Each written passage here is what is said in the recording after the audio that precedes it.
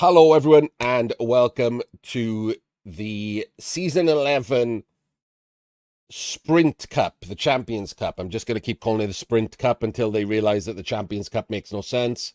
The Season 11 Sprint Cup, and this is the round of 32. So getting closer to where games matter. So much. Even the bloody Sprint Cup is crazy. But we'll get to, like, quarterfinals and stuff at some point, I'm sure. This is the round of 32, and first up we have a Kind Sir versus Silsei. So Kind is from KBBL. As you can see, he's playing vampires, and Silsei is a French, I want to say French coach. I'm pretty certain he's French. And if anyone recognizes his name from back in Blood Bowl 2 days, he used to be in the Blood Bowl 2 Cup a lot, and he was in the World hang on, were they called the World Championships or the World Cup back then? When Blood Bowl 2 was doing the World Championships, were they the World Champs or the World Cup? I don't remember. Whichever one it was, he was in the final of one of them. Undead is what I associate him with, JD. I don't know if that's correct or not, but I associate him with Undead.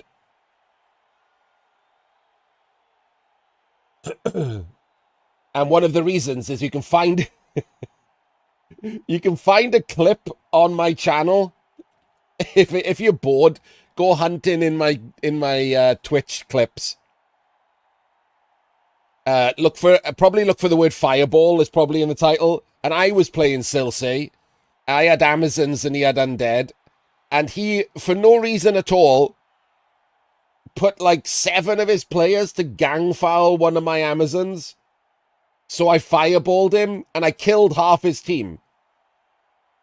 And he had a massive tantrum, claimed I sacrificed goats, and then conceded.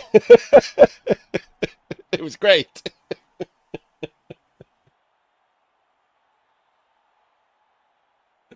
So that's how I remember Silsei, which I'm sure he's very happy about.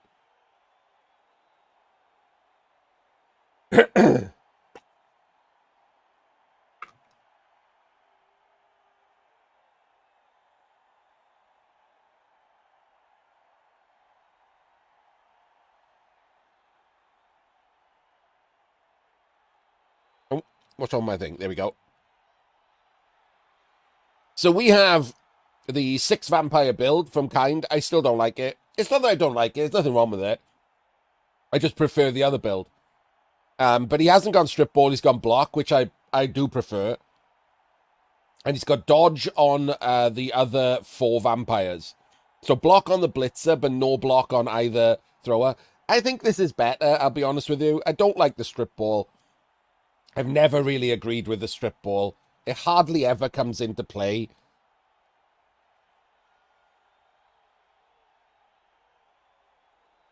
And if you're going to do a stack, I much prefer dodge and leader than block and leader.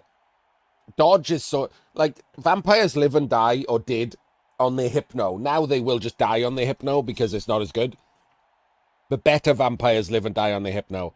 And to be able to hypno the places you want to hypno, dodge is more important than block, right? It just is. You want to get to where you want to go to hypno from the right square. And normally that requires dodging. People will base you up. You might have to cut corners to get around the back and hypno the back or something, you know? Dodge is just better for vampires. They play like an agility team, not...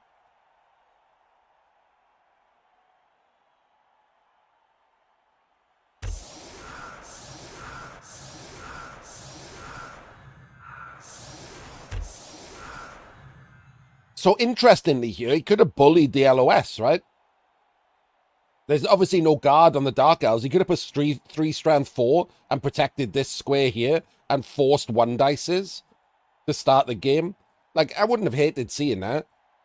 Forcing a 1 dice.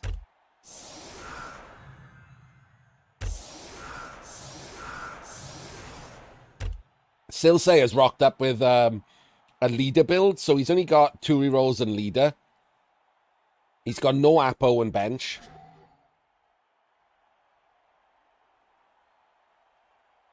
So this is very similar to my setup here. This this setup that he's got. I don't normally do this, which is he's done, which is put the vampire at the front. Because I don't want my good vampires getting 2 diced. But other than that, this is very similar to mine. I would swap these two around.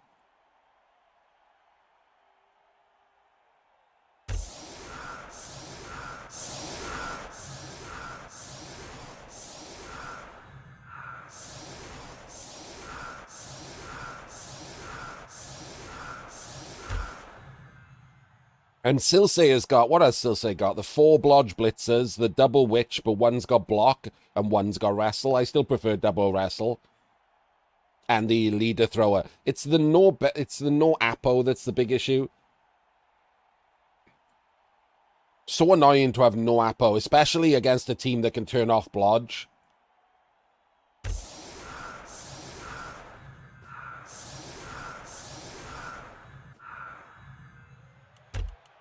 And yeah, I mean, this is not a proper defense, is it? Once again, like what is this? What if the ball was here and you got a blitz? What if the ball was here and you got a blitz? Like it's stupid, isn't it? It's just I'm never gonna get over people just not giving a shit that a blitz exists and just being fine with losing like 1 in 20 games or whatever.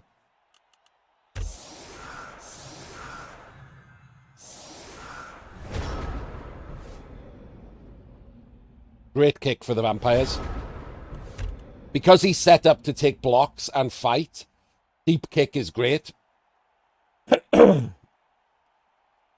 If you have the 5 vampire build, by the way, you can have kick and guarantee that that's, well, not guarantee, but mostly guarantee that this happens most of the time.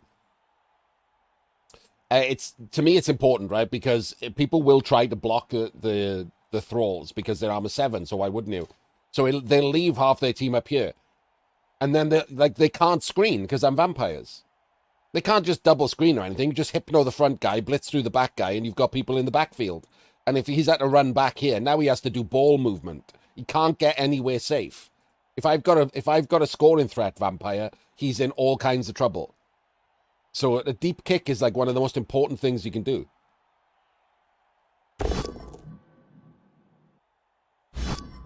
And if you don't have kick, it's random.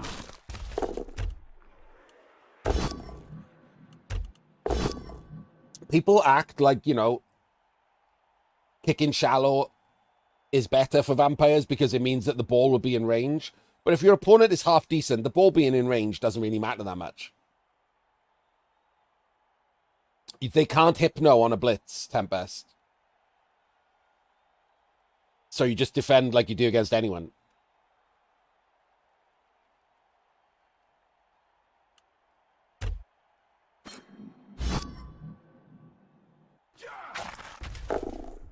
You can't declare special actions on a blitz, so you can't hypno anyone.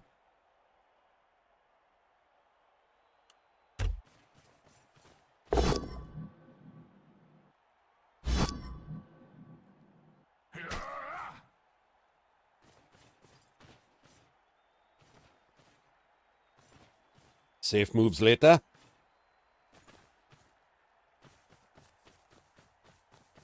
And this is going to end up with him in trouble, isn't it? Or should.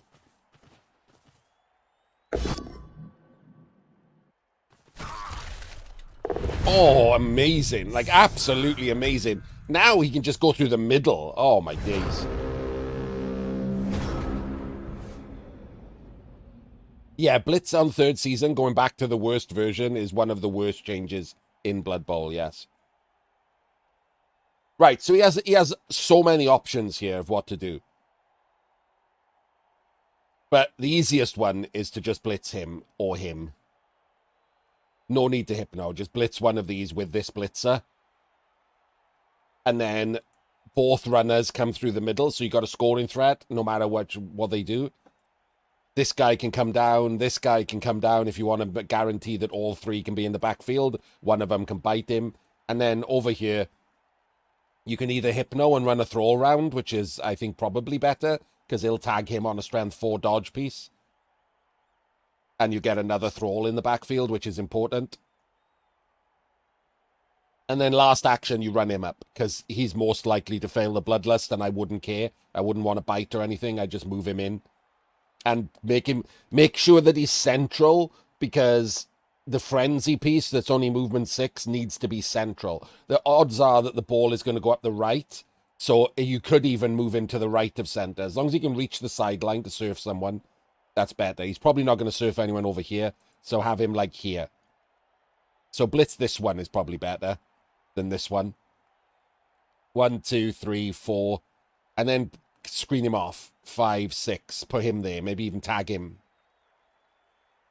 Then all 3 of these can come through here. He can come round, he can come round, as long as, again, he can reach over here to Hypno, because that's where the ball's likely to end up being, right? The ball's on the floor, so a ball's going to end up here. Even if he hands off, the ball's going up this side.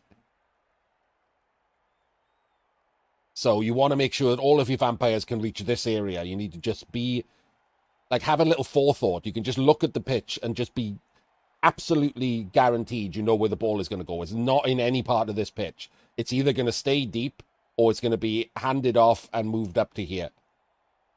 Those are the only 2 options. So make sure all of your vampires are ready to do something about that.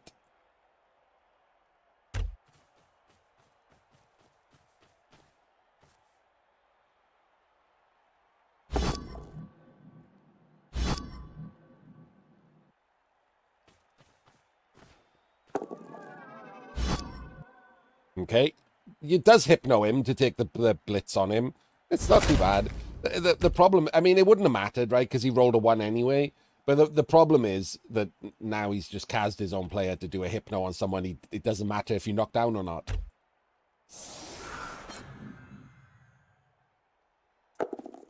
No. Okay, he's just wrong, isn't he? No, what are we doing? What? We Hypnoed this one! We Hypnoed this one! Why did we Hypno 2 Blodgers? You can only blitz 1 of them. That was annoying.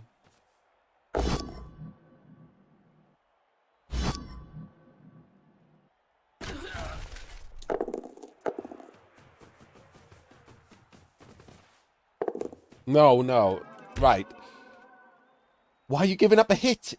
Why are you giving up a hit on your most vulnerable vampire? Why is that a thing that's happening?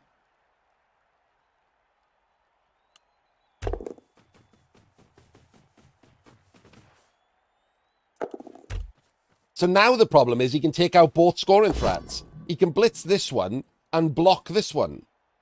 And then you have no scoring threats, so it doesn't matter. He can keep the ball back deep.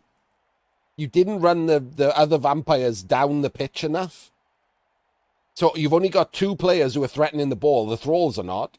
And they can both be blocked with block. This one can be blocked with 4 dice with block. And this one can just be blocked with block.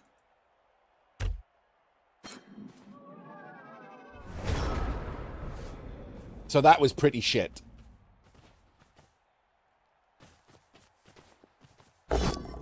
That's worse. It's his second dub skulls, by the way.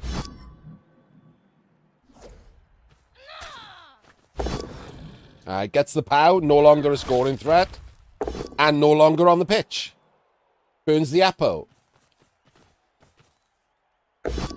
And luckily for him, that's not a POW. And by luckily, I mean very fucking luckily.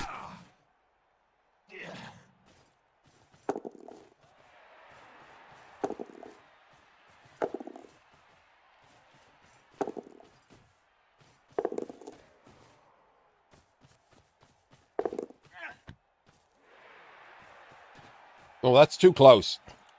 So that's too close. The problem with that is he can be reached.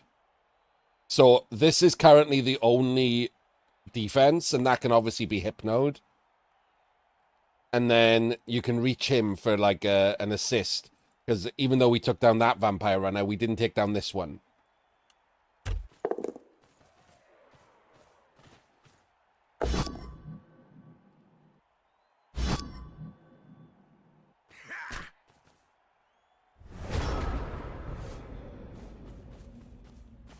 No, no, that's the wrong... That's where you wanted a Hypno from.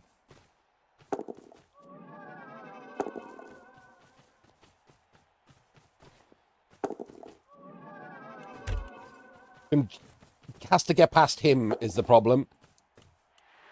This one has to get past him. It's not that much of a problem, but like this was all over the shop. We only needed to Hypno her, so you could have put a Thrall there and Hypnoed from the square where the Thrall is, and then not wasted a Vampire doing this nonsense. That's why I said no when he put the Thrall there, because it means you can't Hypno from there because it blocks players coming through. So the Thrall just needed to stand there, and then you can Hypno from that square. And then maybe you could have tried a 3+ Hypno from this square. 1, 2, 3, 4, 5, 6, 7. Like, you could have done that and blitzed with him. That would have worked. And if you don't make it, you just go for the same plan that we've got here.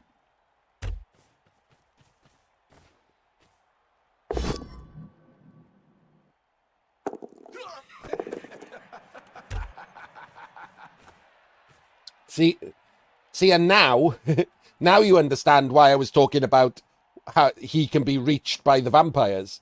Because you're supposed to Hypno him so he can't dump off.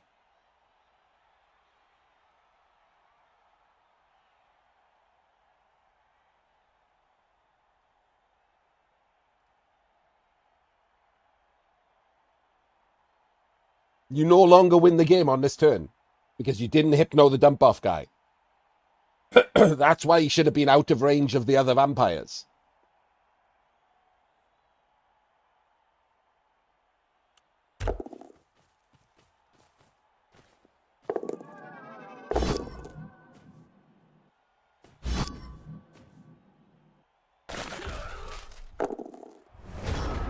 And now the ball is back on a blitzer. It's going to go up the pitch, probably. And we're chasing it instead of being able to score when we sack it.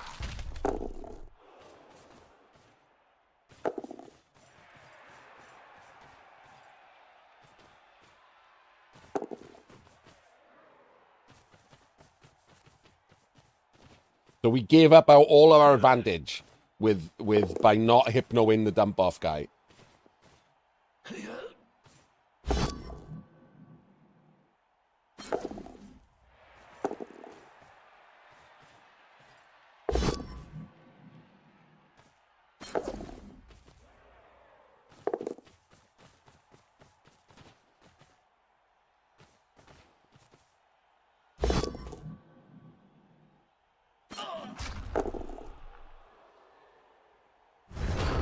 And now we got to chase.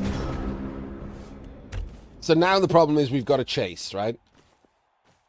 It's not that much of a problem. He should be able to get a short drive out of it, having forced this. But you could have won the game already. There's no real way to get through to this ball right now. So you have to chase and be in... Because he's going to be down there next turn, right? So you have to move all of your vampires back as much as possible. So in my opinion, this is the blitz. And we just get people in front to stop him from being able to freely move every vampire up there. So I just stand him up and I just blitz him. Can we reach with a... Yeah, okay. So we can reach with a vampire here. So this vampire runner can go there and try to 3+ because we want to go through this square more than likely. No, it's fine. No, it's not. It is from there. So try to 3+ from there and then blitz with the frenzy guy. Push him out the way. And then this Thrall can come over here. This vampire can come back here. And everyone else just runs back in that direction. You can Hypno these if you want. Like bring these up and Hypno these. He didn't even activate him, so you can use him now and Hypno. But the more vampires you activate, the worse it ends up getting.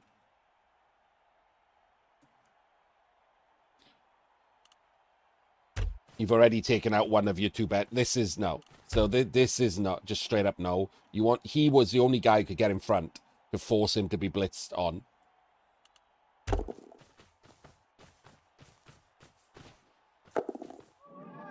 This is okay. Brings him back. This is not. Why we... Like this, there's a rammer on the floor right there. Why are we using him? Have to go round and up there. Stop. Blitz him. Are we going for the... This feels like we're going for the ball. This is too many dice. You don't need to go for the ball here.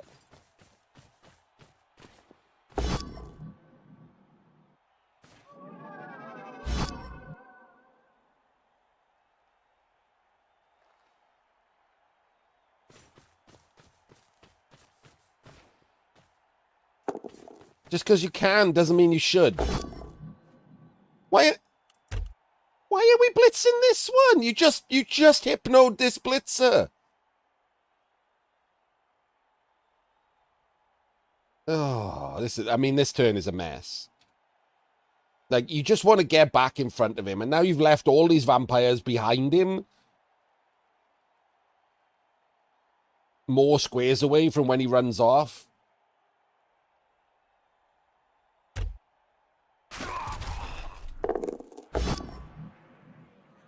Never even blitzed this blitzer at all.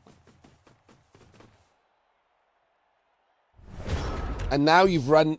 Why is your runner there? Like, why is your runner there? What over there is where you movement 8. You can go anywhere with this runner. Why is it close enough to be blitzed? It doesn't have dodge anymore. It's armor 7. Why is it close enough to be the blitz target?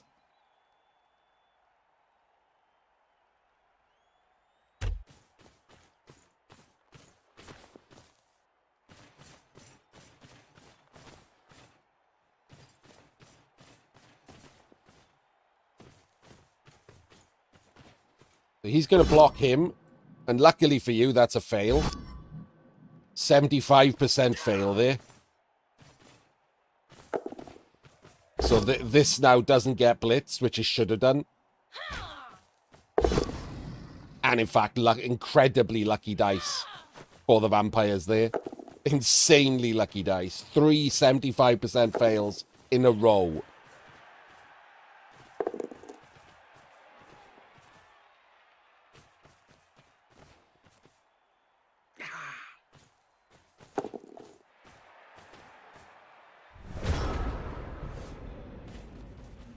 Reasonable defense from Silsei here. He's creating like annoying shapes for vampires, double screens. There's dice on the ball every turn. These vampires, Tempest. It's not no one should care that there's dice on the ball when the other person is vampires, because that's almost a guarantee. You should care how hard it is to get dice on the ball, how many vampires you need to use to get dice on the ball, and whether the dice on the ball matters. As in, like, if he does get dice on the ball and sack it, can he get away with the ball? Or is he just giving you 6 blocks and then you just pick the ball back up? That's what, like, you need to change your thinking when you're playing against vampires. You can't stop them getting dice on the ball other than staying out of range. 6 vampires means 6 of your players could effectively disappear. Nothing survives that. No defense survives that. So... forget about dice on the ball. Not anything you should care about. Free dice on the ball. Easy dice on the ball. Dice on the ball using so few vampires that you can then use other vampires to pick the ball up and leave. That's what you should care about. And that's next to impossible here.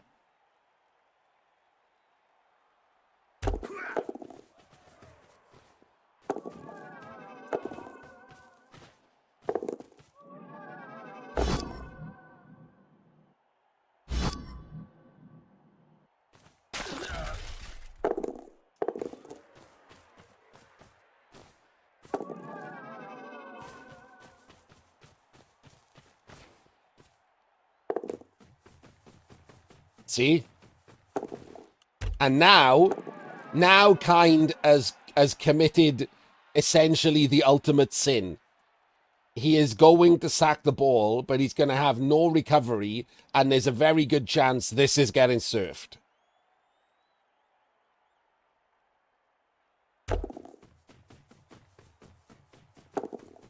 And he's rolled an insane amount of dice, and has got so lucky with this. Look at these dice. 9 dice, all successes.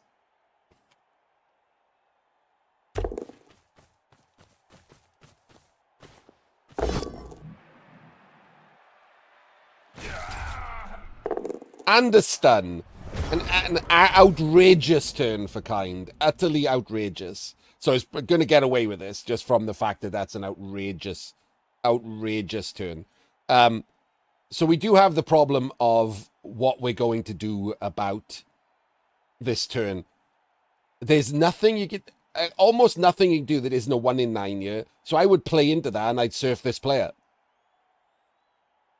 There's no way really to get the ball, because you're going to need to score this turn, right? So I would absolutely 1 in 9, 1 dice surf this, or just assume he's taking the block.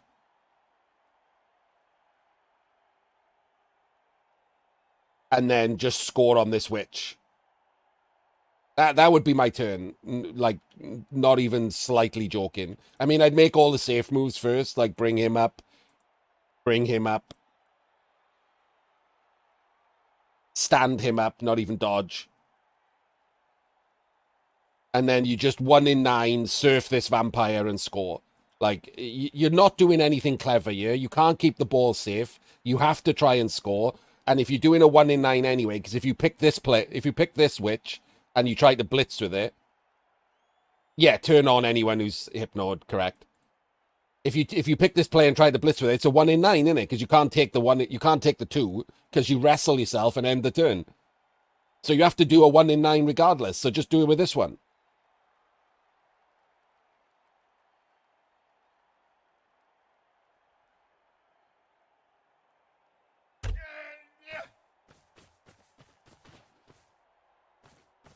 Okay, this is greedy. That's super greedy. Just he has 1 reroll and he's just doing a random blockless block on a thrall. And now if he 1 in 9s, these players are too far back, right? He needed to be up here just to cause more mess. Hasn't recovered his pieces before rolling a blockless block. Are we trying to do what do we do? Oh my god, that's his last reroll gone. Utterly irrelevant shit.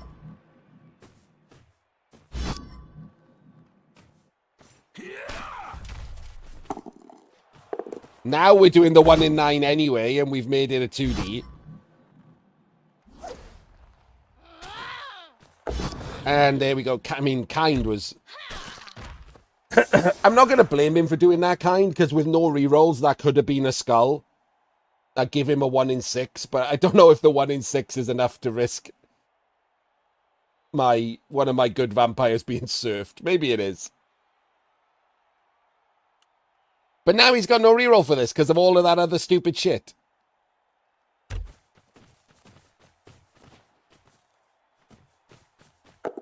Makes the pickup. Gonna have to score, right? He's gonna have to double rush. Nope, fails. And stuns himself. And now, look. Look. Still confused. And this guy is not there where he could have been, blocking these in. Forcing more dice to hypno them out the way, etc. So because of his, like, crap choices, the failure has now cost him more.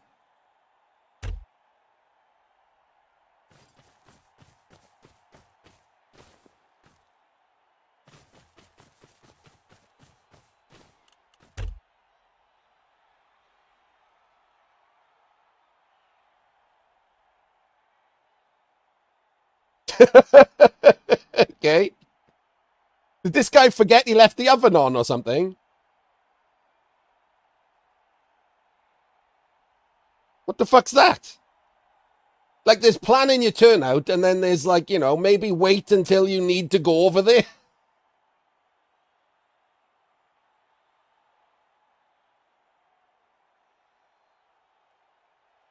So the plan is obviously to hypno the witch, to go and get the ball with him, throw a pass to her, and then go this way. But, like, was he in the way or something? I'm so confused. Oh, wait, hang on. Was he in the way? No, surely he's not in the way, right? You're hypnoing from this square.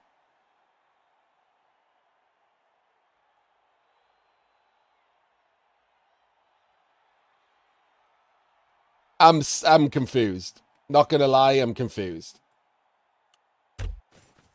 No reason to run him off first. You can eat the bloodlust, that's fine. What the fuck is happening now? What?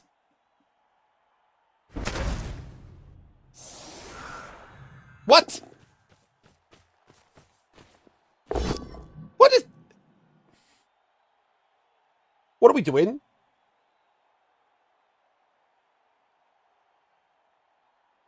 Kind? What are we doing?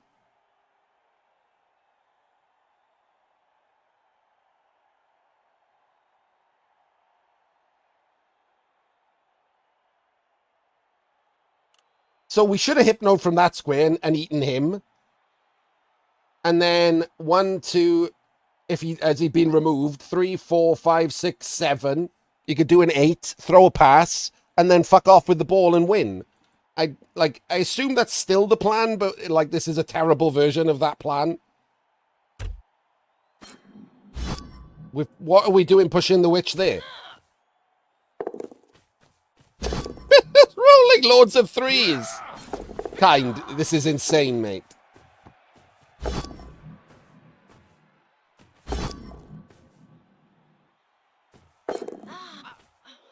Well, there we go. The interfere that shouldn't have happened because this should have been hypnoed just cost you winning the game. Like, just right here and now. It could have won the game there, and this turn was an absolute clusterfuck of disaster. And now your opponent's got to roll a 2 to score. That was an interfere, yeah. Failed to catch, but interfered. No, interfere is rolled before intercept.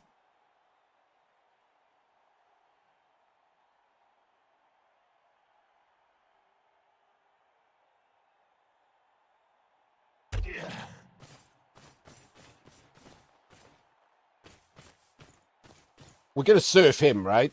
Please tell me we're going to surf him.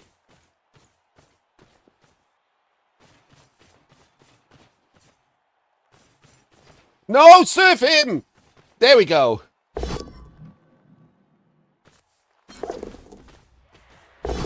Oh, you twat of a game.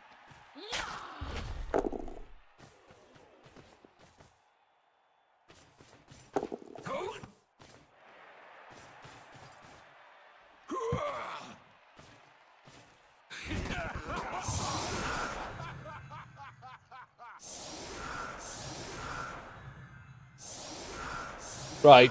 So Kind has a 3-turn with no bench now. But a 3-turn for vampires with 3 rerolls should be a gimme.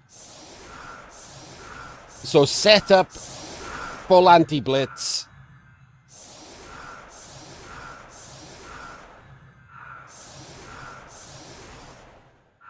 What's that guy doing? Please don't leave that guy there. Please don't leave that guy there. What are we doing? Right, firstly, it's a 3-turn, not a 2-turn, so you don't need to be this aggressively on one side. You vampires, like, you don't need to be this aggressive on one side. You can push forward next turn. This turn, you can at least have some attempt at, like, avoiding a blitz and, you know, not getting this guy surfed. There's no reason for this at all. He could be one back and he could be one sideways. I'm not mad, right? This is a 3-turn. Is it a 3-turn or a 2-turn? It still says turn 6, so that means it's Kind turn 6 next, right? It's a 3-turn. Stupid. Like, it's so annoying sometimes that this is the... Look, it's not his turn, obviously. Show me the right turn.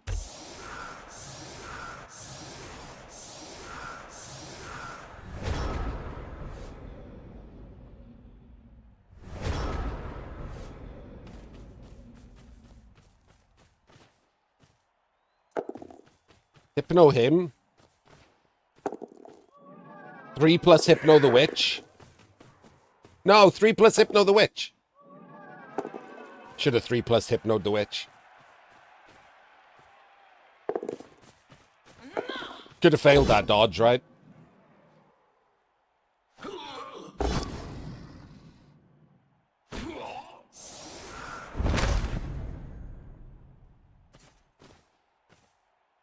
Gets the Kaz for it, so it's fine. Okay. And now the problem is, because we haven't hypnoed the witch, these can't go through there. They have to go round, and you filled in all these squares, so they're going to have to do rushes. And you failed one.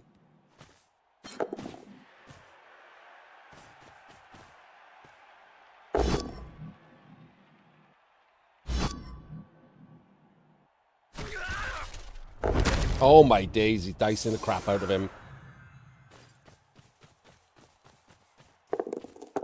Okay. Wait, does that make it worse? Hang on. I guess not. Can't really do anything clever here, can he? Can't fill any of these squares without crazy dodges.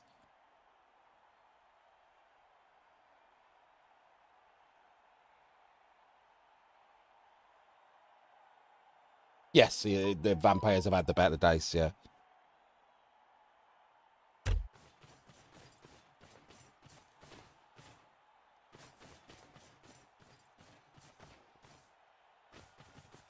Oh, this is a rush? No, he got him first. I think there's a rush if it was push.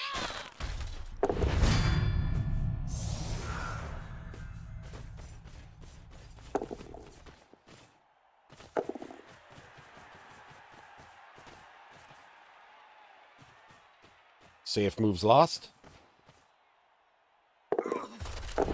Oh, Jesus. Yeah, he has definitely diced him a bit, hasn't he?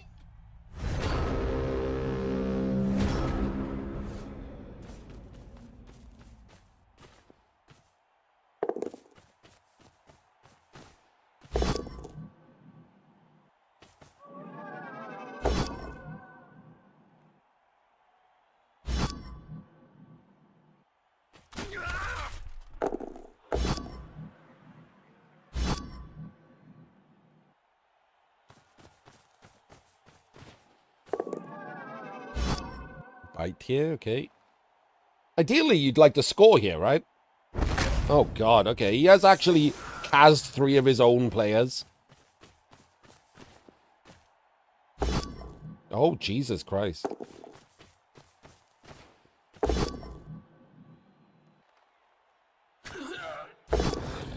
One, 2, 3, 4, 5, 6, 7, 8, 9, 10. 3 twos. 2 twos. There we go. You don't fear giving the Dark Elves a 1 turn back.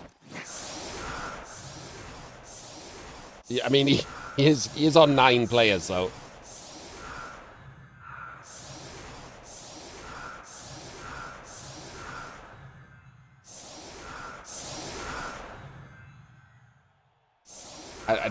This feels like no thought was put into this at all. This is very strange.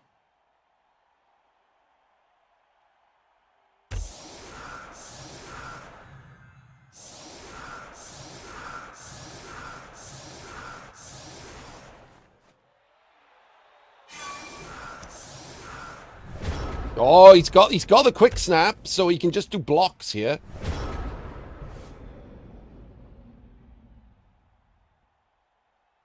It's a terrible kick, though. And he's immediately full powered. So that's the end of that. No, thralls. Hit the other thrall. Look, I know how great hitting a vampire is, but even this one, that's armor 7, but it's got dodge, it's less likely to be knocked down, and it's got a built-in Apo. With this amount of damage, you want to get rid of more thralls.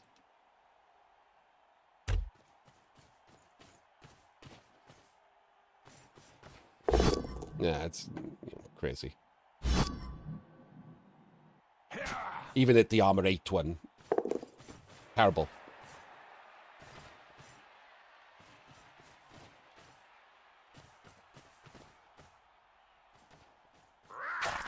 Oh. Okay.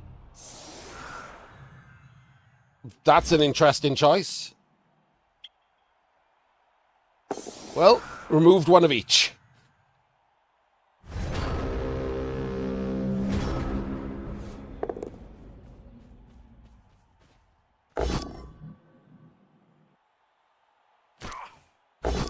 And got surfed because of the way that he decided to do his blitz. And amazingly survives the surf.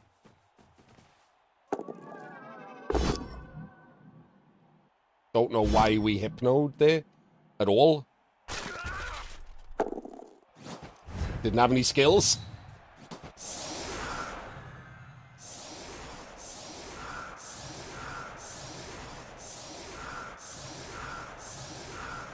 Does get his KO back. So 1, 2, 3, 4, 5, 6, 7, 8, 9. 9v9.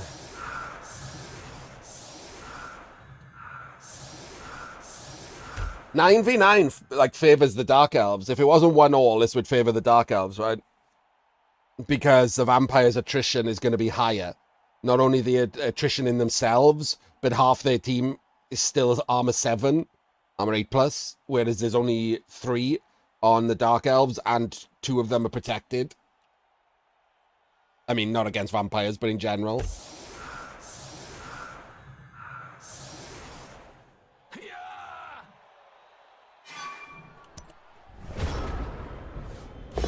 Vicious Ref takes down one of the Dark Elves. Bloodlusts immediately. You can't bite, surely. Oh my days, this could go horrible. Oh, Lucka dogged the...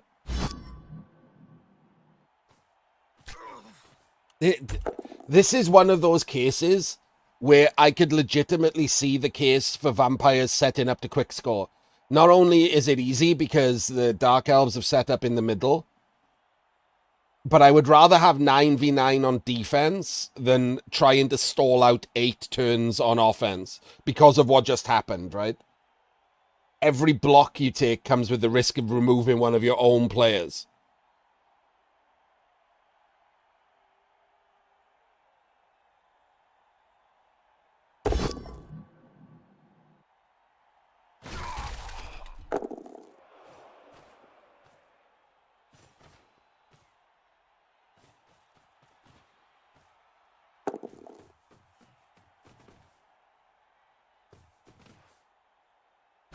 Pick the ball up, man!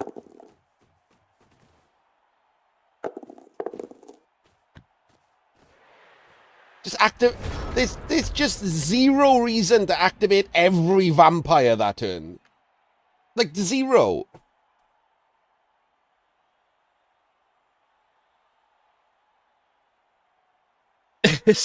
so many vampire activations. If you activate all 6 vampires every turn, you're going to bloodlust every turn. You can't do that.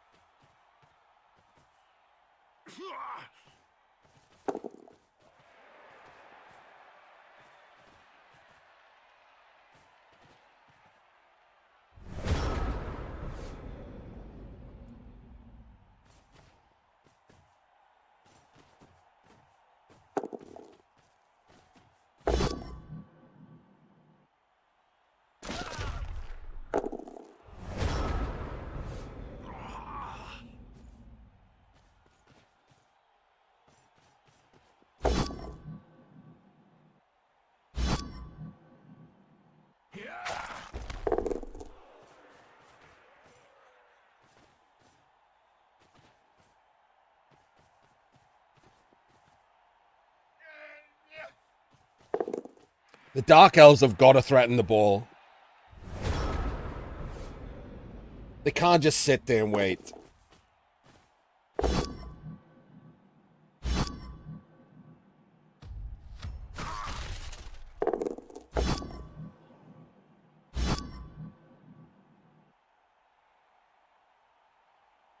No! Oh, just dodge, man.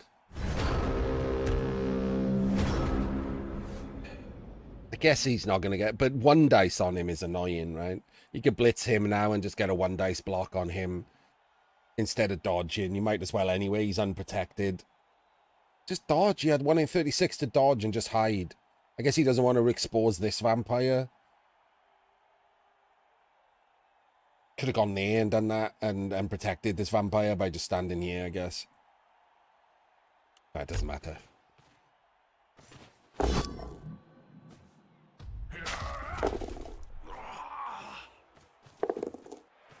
Terrible dodge. Absolutely terrible, pointless dodge. You're not re-rolling it. You could have not got this one dice. You could have killed your own player.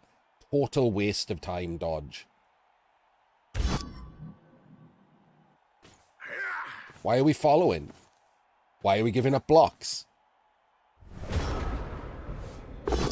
Oh, look, he's got powed. I hope he dies. Doesn't die.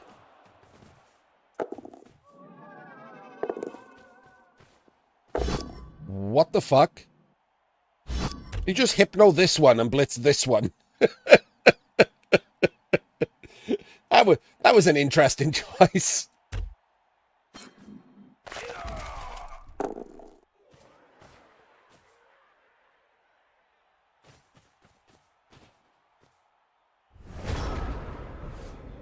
Got rewarded with a full pow, yeah. Weird thinking going on in this turn, this game. So we're on, there we go, full pow back. We're on turn 12. We've got to be thinking about scoring soon. And now that's a stun on a vampire.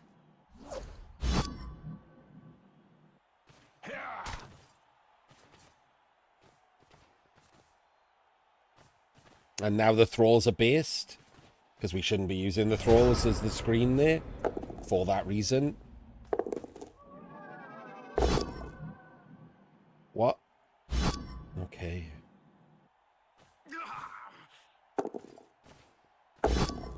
Oh, Jesus. Okay.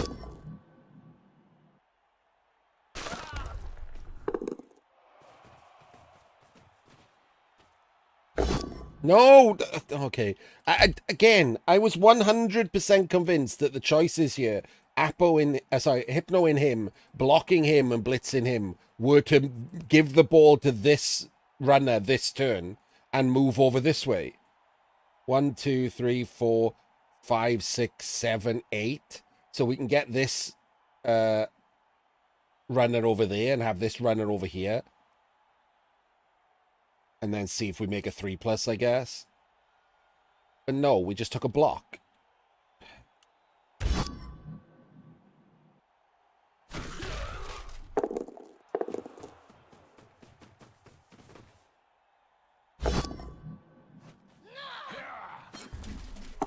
And we fail the 3+. So if you're the Dark Elves here, you don't really need to go crazy, right? You can blitz this guy and just get in front.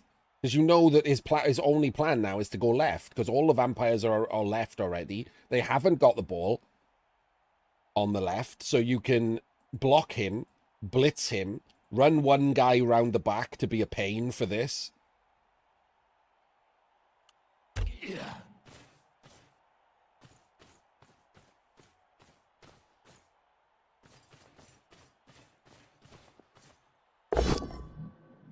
Oh.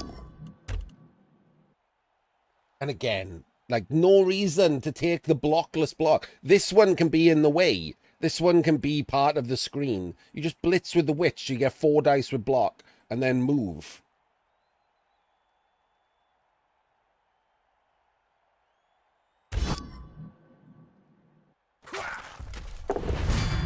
Gets a removal, which is worth the reroll, but it's just pure luck that happened, right?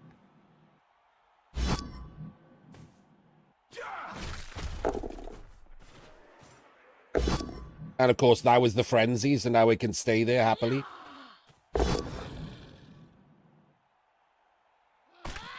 Taking extra blocks, keeping the witches miles away from the action. So that was a bad idea. The vampires are running out of players. So this turn, they've got to go forward now.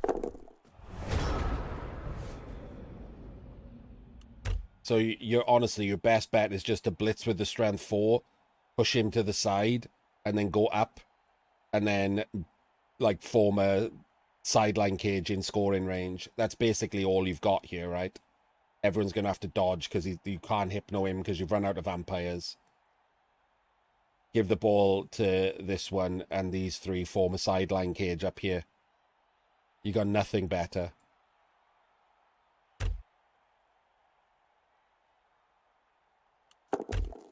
Oh, to the middle? Hang on. Oh, you might be right. Yeah, this guy is the only thing in the middle because of this overblocking I talked about last turn. 1, 2, 3, 4, 5, 6, 7, 8, 9, 10. Can you? Is that where you can get to? You can get to there. 1, 2, 3, 4, 5, 6, 7, 8. Not quite outpaced. 3, 4, 5, 6, 7. Yeah, I don't think you can you? 1, 2, 3, 4, 5, 6, 7, 8, 9. You definitely can't.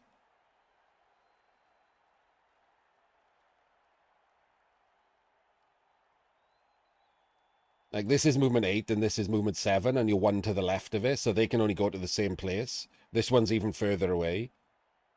You definitely can't outpace to the right. That's just not correct.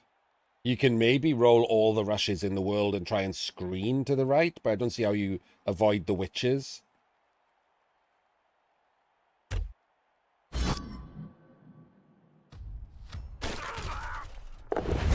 Great removal. That really helps.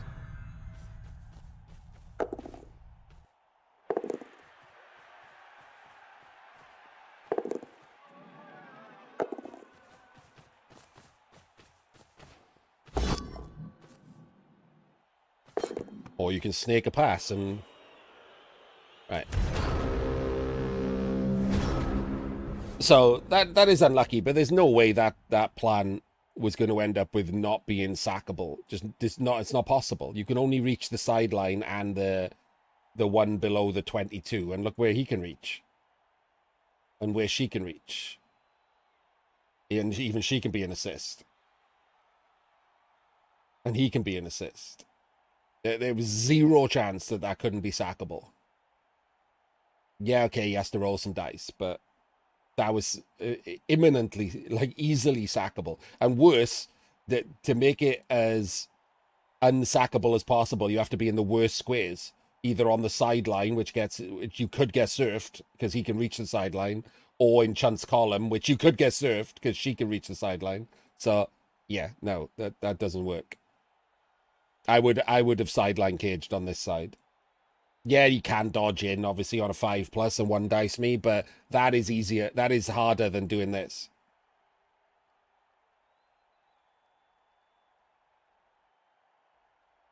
The 5+ is harder than anything he has to roll to sack you over here.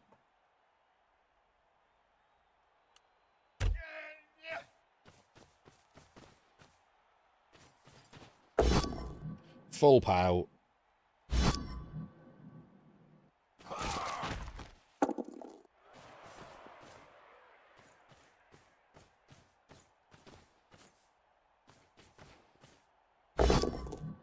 Another pow. And a stun. Go for the pickup with him. Oh, okay. Wasn't expecting that first. Oh, 1 dice. Okay, I would have gone for the pickup here, I think, if I was still safe.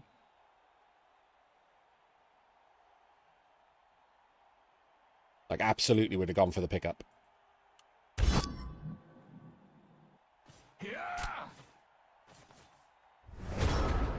So we have multiple choices here.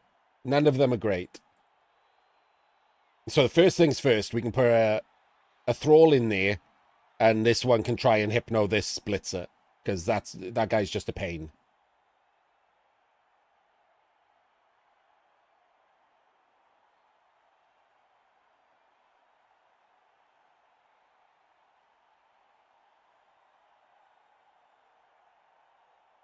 So I think I would do that.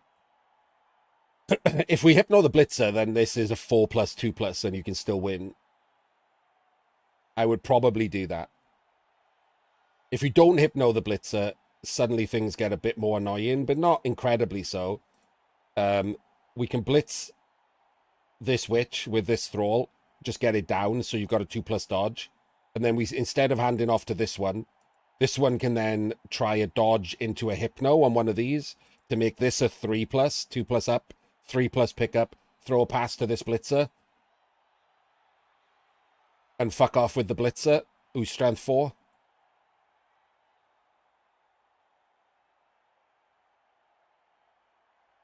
Don't hate that.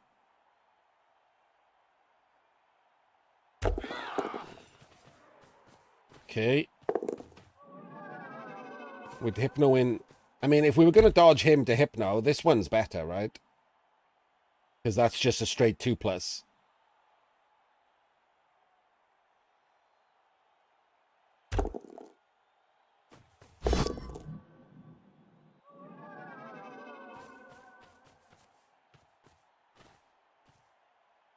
Oh, what are we doing here? This is a Hypno? Oh, no, it's the Blitz. Popped up as looking like Hypno.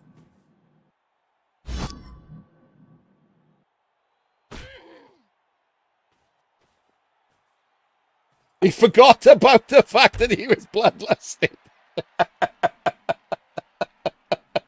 That was pretty great. Oh shit, I'm about to lose. I should probably do something about that.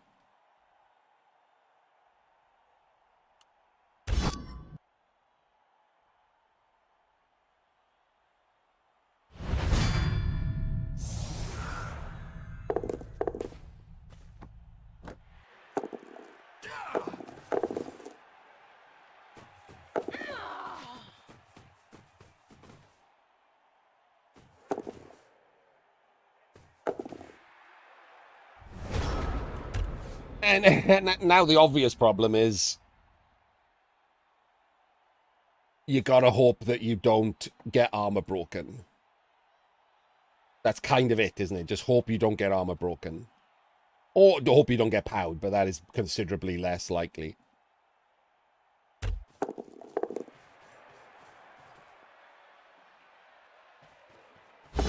Or hope he snakes and dies.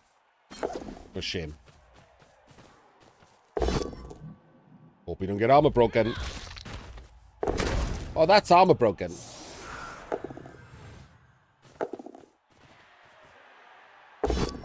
Oh no, what are we doing? What are we doing here, Silsei? I guess technically this is still a scoring threat, but that kind of sucks, doesn't it? But you know this guy can score, right? Silsei, maybe we should be doing something about that. Doesn't go for the extra 2+ to pick the ball up, which is insane. And then wastes his scoring threat, which could have been freely in range, to take a block on a dodge piece with one of his other scoring threats. And follows out of scoring range, which is batshit.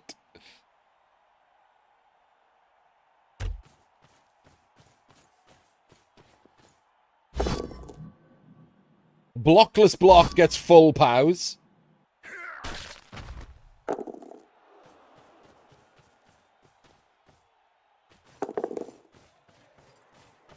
Oh no! Oh, well, that's not good enough, is it? Hang on. 1, 2, 3, 4, 5, 6, 7, 8, 9. He could have just picked the ball up on him too. What are we doing? Okay. Well, time to do some vampire shit.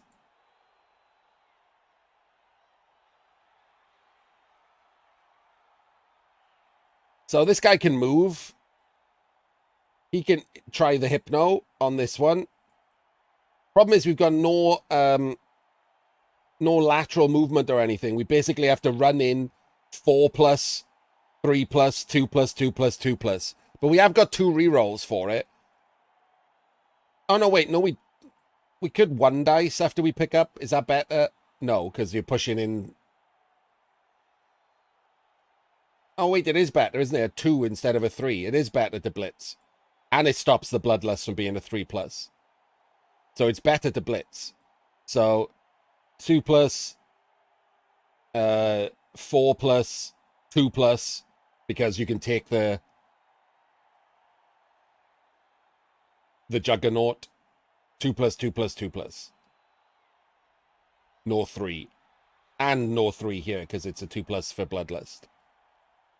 Could technically hypno both of these if you wanted to. I wouldn't hate trying that, to be honest. It's fine. To avoid the dodge, too.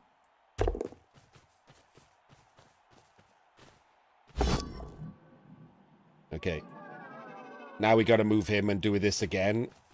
Try this again. Oh, for fuck's sake. Oh, we've had to use a reroll on it. Okay. Oh, good lord, this is atrocious.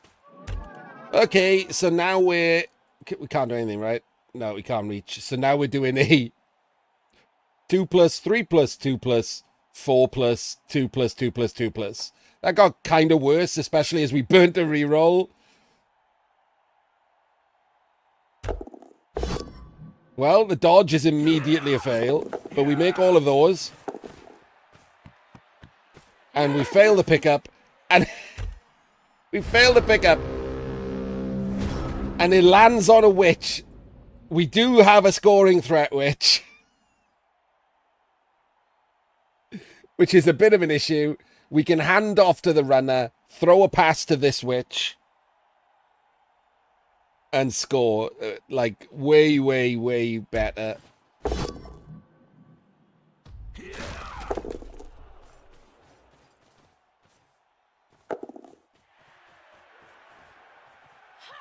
The handoff's in place. Oh, oh, oh, it's made it. And there it is.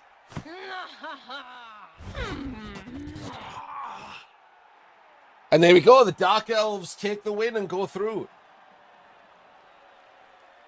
I don't think either person could really complain about the result. The dice were swingy as fuck in that game, and Kind wasn't here for it, but pretty big, in my opinion, misplays in the first half where he could have won it.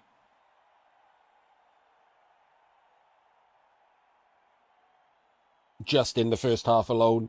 So unlucky at the end there. That's absolutely true. Terrible dice on that final turn. Multiple times, Kind. I thought almost the entire defensive drive was pretty bad.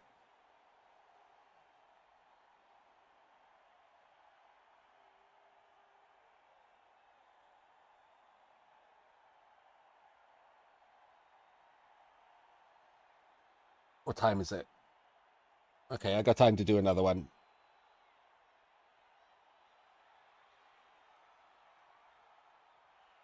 If you want the Cliff Notes, you can watch the thing, but the Cliff Notes were the first turn alone didn't get enough players into the backfield, should have had the other vampires in, wasted time hypnoing people on the LOS to take extra blocks. That's not what vampires do.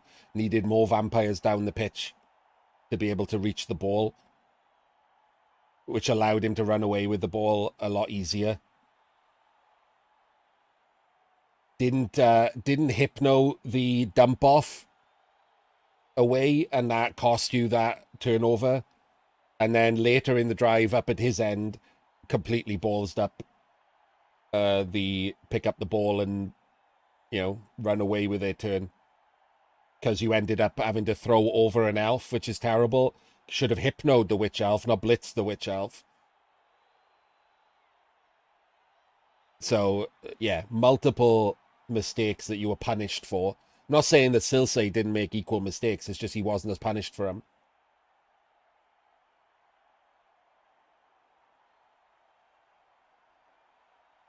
You could go watch the explanations if you want. And I say that with knowledge that Kind might actually do so.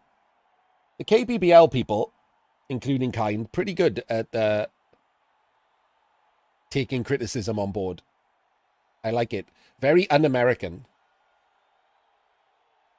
Normally, Americans hug their knees and cry if you tell them that they're anything other than the best in the world and they can be president one day.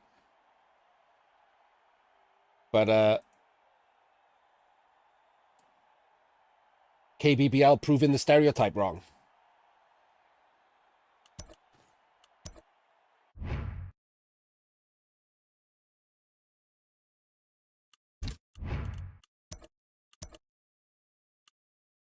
Next up, we have Sad Lad versus Kill Train.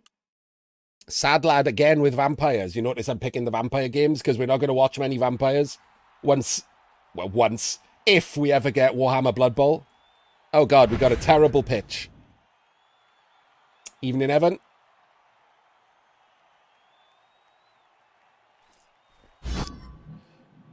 Right, there's absolutely no chance at all that I'm using that pitch. That is atrocious. So we have vampires into Chorfs.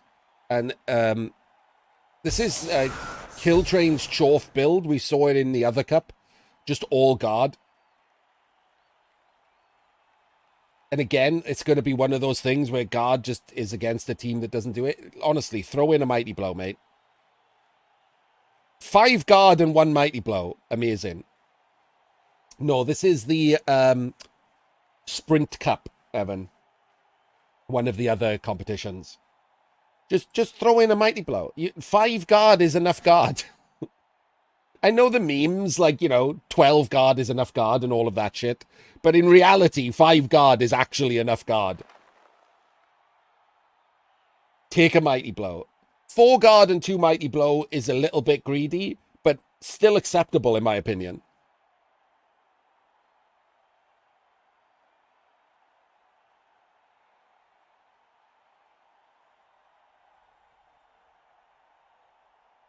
Just take all Mighty Blow, yeah. Just not even on the Bulls, just all Mighty Blow.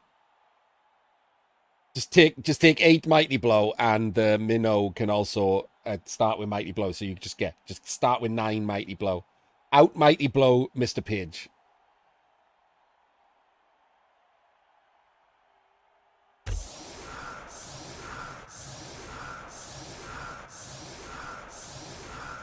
So let's see Sad Lad's setup. I'll be honest with you. How much am I being happy that my vampire setup is catching on? And Sad Lad's barely here. Like, I've seen Sad Lad like 3 times in the last few months.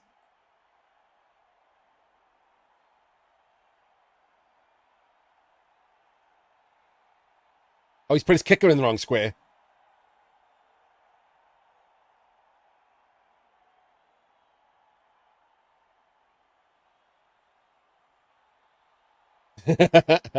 Thank you very much, Arfa. So the kicker has to move, right? The kicker should be in the middle, probably there, right? The kicker should be where the blitzer is. I will say that even though the setup is right, I don't like the build. I don't like Blodge on the runner. I would prefer Dodge as the stack on the leader, and I prefer Frenzy to block. So my build is 2 Dodge runners, Dodge leader on him, block on him, and Frenzy on him. That's my build, and then kick. But other than that, I do like the 5 vampire build that he's got, because it can give you either extra bench or an extra reroll, depending on what you want to do.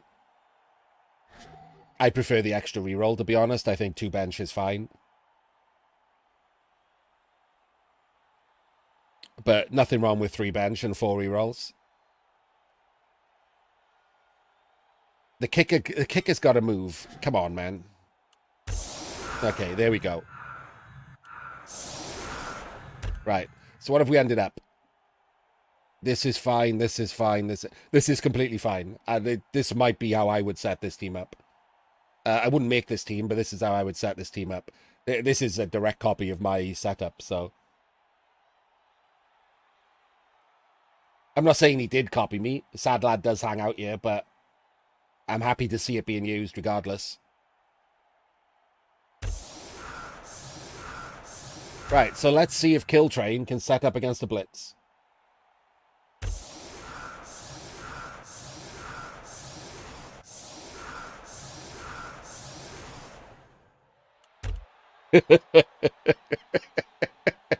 Oh, what a mighty fine jest I have made.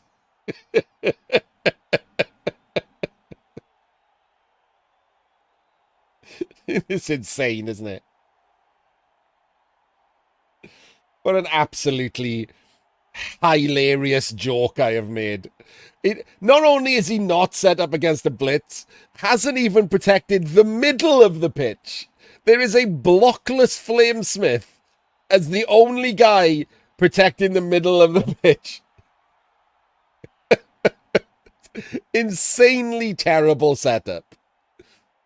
If there was a way to, I should have a like what not to do setup video and just shame a shame setup video. Go back through my videos, find these terrible setups, and just shame everyone of how bad these setups are. Just draw loads of lines to where every player could reach and show how much of the pitch they can reach on a blitz.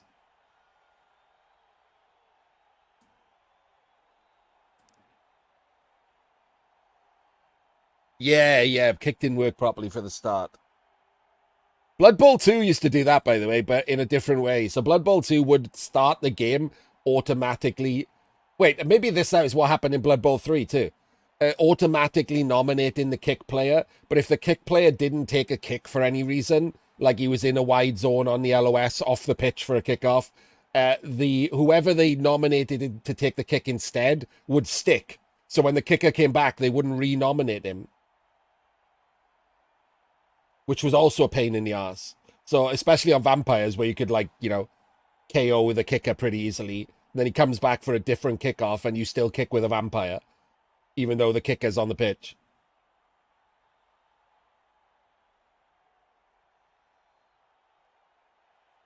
Because obviously, like it's supposed to be a better representation of tabletop. And like if you do it that way, it's worse, isn't it? Because no one on tabletop is going to be low. You kicked with the vampire and you never said anything. I mean, they might do, but you'd never play with them again, and you'd flick boogers at them the entire game.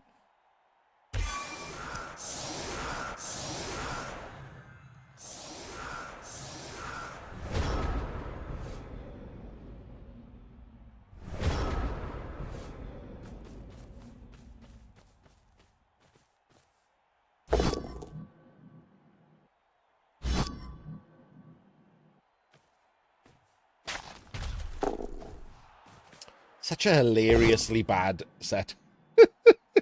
Lost his blitz. Oh, he hasn't got frenzy. He hasn't got frenzy, so he can do things like that. Which should never be something you should be able to do. You should always have a frenzy blitzer on vampires. Even in current rules, even in third season, the frenzy blitzer is part of the reason to play vampires. And there goes the thrall. Classic gym dice. 0 turns with 11 men.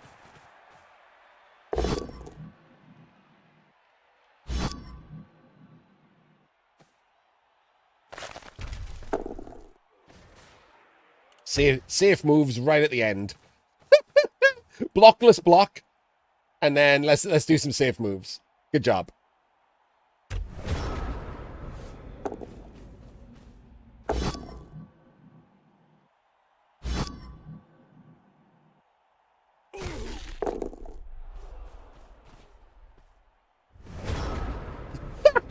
Good turn, man. That's a great turn. Well, this is going to be a quick game.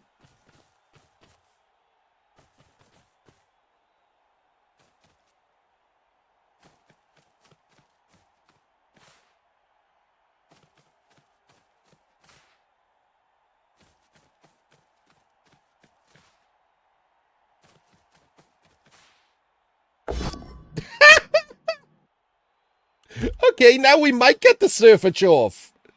Holy shit.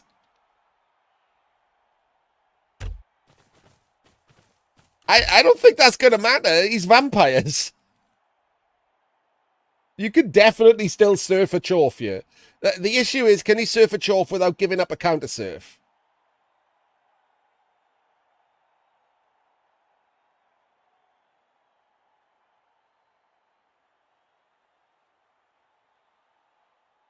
That's actually a problem.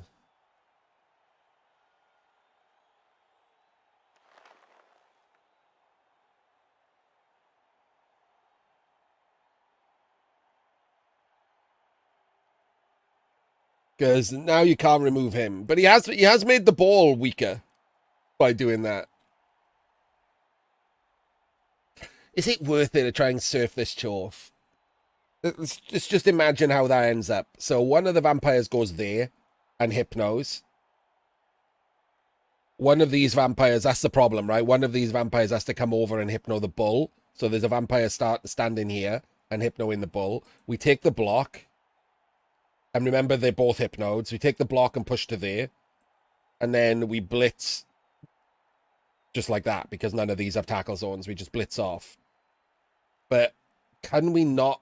Because there's a vampire here and a vampire here. You can't block both of these out the way to surf this one.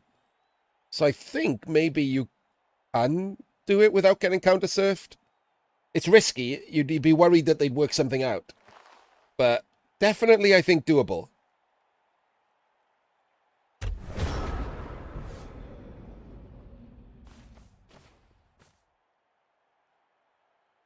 Because if you do this first, if you just do the hypno first and hypno the bull, then when you do the block, if it's POWs, you can blitz the bull. So he's there and stuck on a vampire, and he'll be on the ground, hopefully. So you have backup options in case you don't roll the push. So I think this is worth it. It's one of the only ways you can hurt it. Oh, no. Don't like this at all. If you're going to do these anyway, you should have just surfed. You have to follow now, and your problem is that you've just given up a surf. And you're not... Oh, see? And now we've had to base a minnow. We're giving up a free Mighty Blow block hit because of this idiocy over here, because we screwed this up. He's trying to fix his own mistake so he can't get surfed.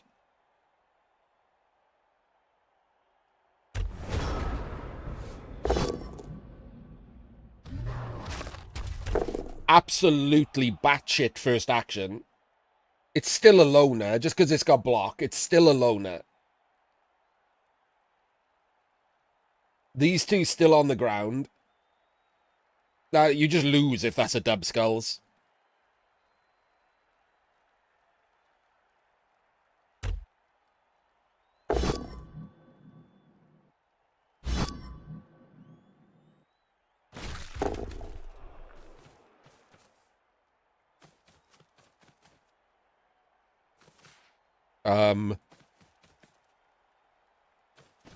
What's happening here? Where's the ball going? Oh, this could be interesting.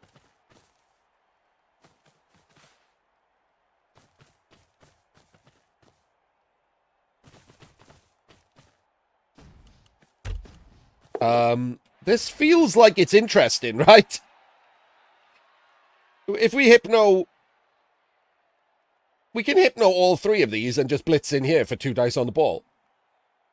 Like, it's not even hard.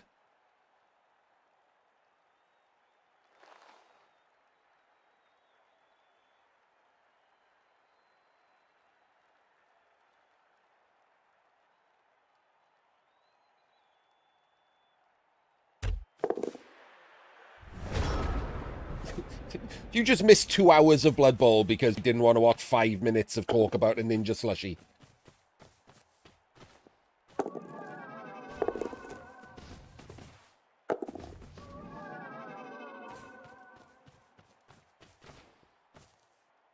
No! No! Oh, you donkey.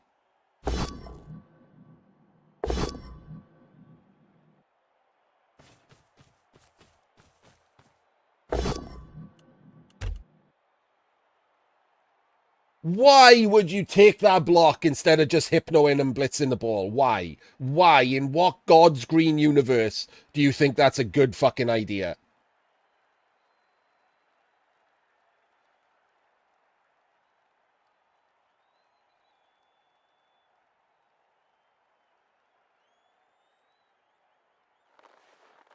Oh, good Lord.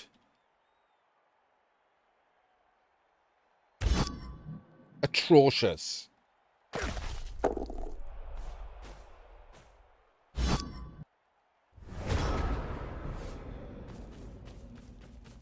can't believe he didn't sack the ball there. It's not even about being able to get recovery at this point. He has no sure hands. And the ball could have bounced upwards, like through the minnow or whatever. The ball could have come out where you could have got it, which a game-winning, like, 4+ pickup or whatever. Hypnoing him is, like, easy. Awful. Actively awful. And if you're not going to sack the ball, then the problem here is obviously you are giving up blocks back for no reason. You can't give up all of these blocks for no benefit. Oh, that's a terrible block.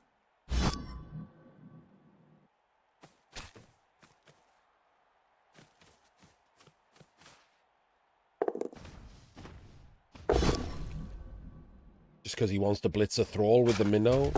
Have minnow, must blitz with minnow.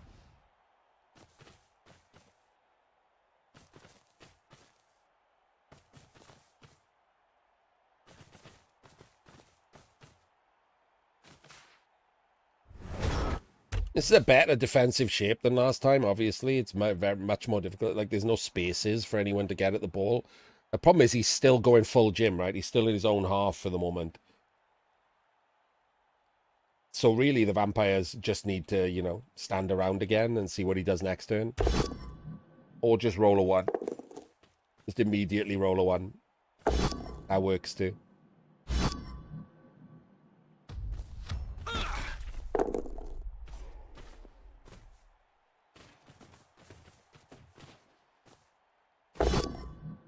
Jesus Christ.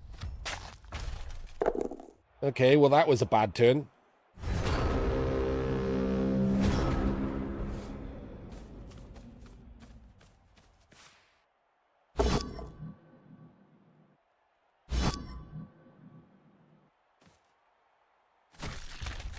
Oh, he's going to blitz with a minnow. Please don't blitz with a minnow. Please don't blitz with a minnow. Please don't blitz with a minnow. Oh, fuck you.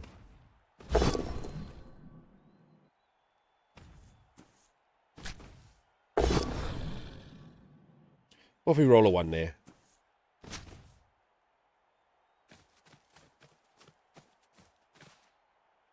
Could have just blitzed with the tackle. You've put tackle on the bull.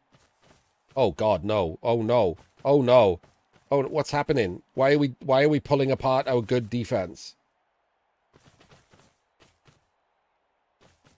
We're fouling? Oh, okay.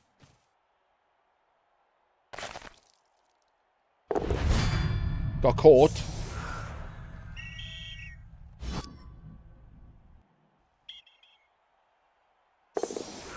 All right. Gets rid of his only bench. So, kind of annoying situation here for the vampires. They're running out of players pretty fast. Coach did get thrown out too. Yeah, he rolled a 1.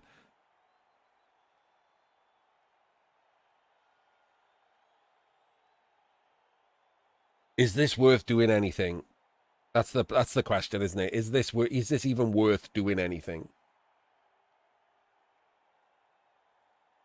Or do we just like blitz a bull and dodge everyone out?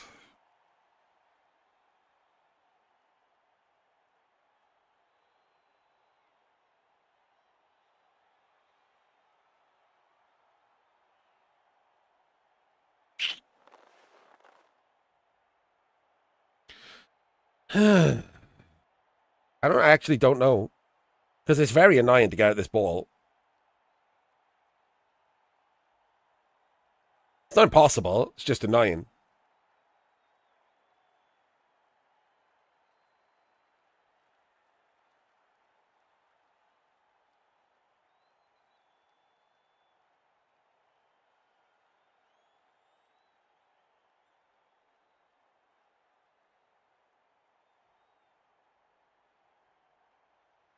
Hmm.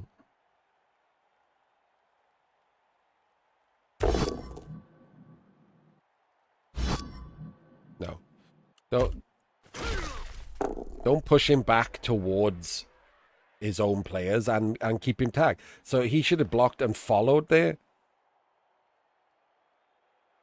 We're not actually going for the ball, right? That seems unlikely. I mean, maybe we are.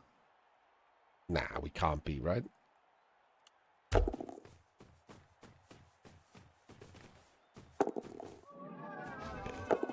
We're not.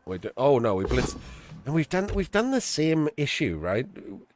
This guy's gone in the wrong direction, and he didn't follow to keep him tagged, so he should have blocked him that way. We need to separate some of the players away from the ball. That's the whole point for vampires. If the whole team is standing around the ball, you can't get the ball. So he should be pushed off to the left and isolated. He should have been pushed off to the left and screened away from the ball. And you've blitzed from this angle. Again, this is success state thinking. We're just assuming he's going to be powed. You've pushed him, like, back into the ball. Awful. What's the point of that?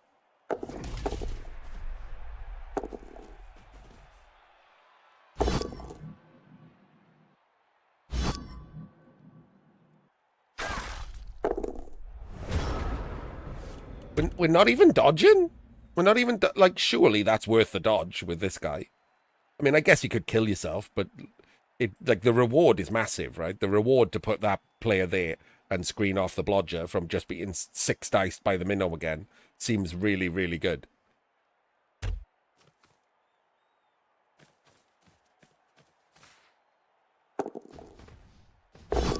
Okay, we went for this one. And 6 dice gets it. No armor break is huge. So the issue with going for this one is what's happened there. He can't move the minnow afterwards, so the minnow is just stuck there now.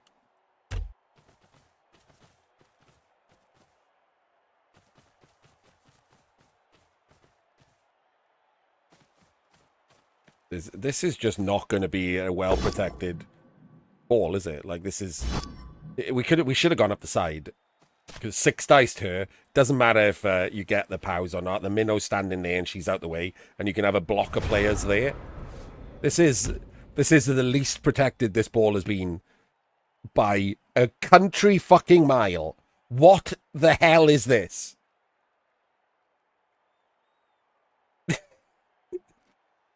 Three twos to sack this ball. 2 dice with block is insane.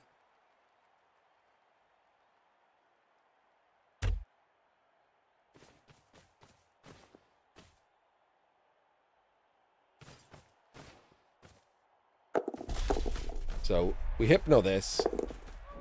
We 2 dice the ball. We power him over there. We remove him. We get an amazing God Scatter. We hypno him. We pick up the ball. We hand off to the blodger. And we fuck off down the pitch. No! No! What? What? Okay, that was not what I was expecting at all. And now we snaked that dodge. Okay. I mean, it feels like the other play was better. It feels very strongly like the other play was better. I think it was a 3+ handoff because even when you hypnoed, that works, and she was standing in it, I think. But still, 2+, 2+, 3+, and then we're up here with the ball, like, not here. Just clearly way better. Because this can be knocked down, this can be cleared, and then we can blitz the ball with tackle, and it's back on. So of course, first action is minnow.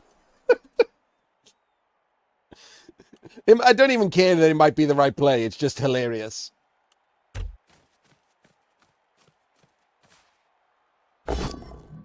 Oh, my days. Oh, wait, never mind. Looking good for a second, wasn't it? Why are we not moving anyone? Like, someone's got to tag him, right?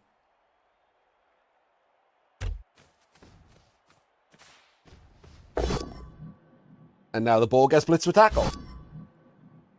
Whereas it could have been out of range.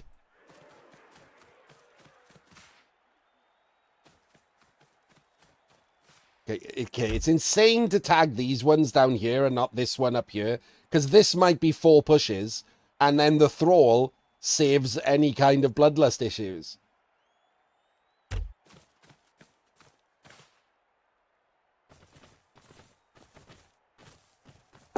I mean, it's not. It's an immediate POW, but didn't know that. Into armor break. Into pick up on a bull. Oh, wait, no, the 6 was the rush. Re-rolled pick up on a bull. 12, 11, 10. 12, 11, 10. On score. Okay. So we are going to have to do some kind of handoff or chain push play. This is still not too bad. The problem is this. So I would put the scoring threat in for the vampire straight away. I would just put the scoring threat thrall in and then work out what to do, because it's quite hard here to score.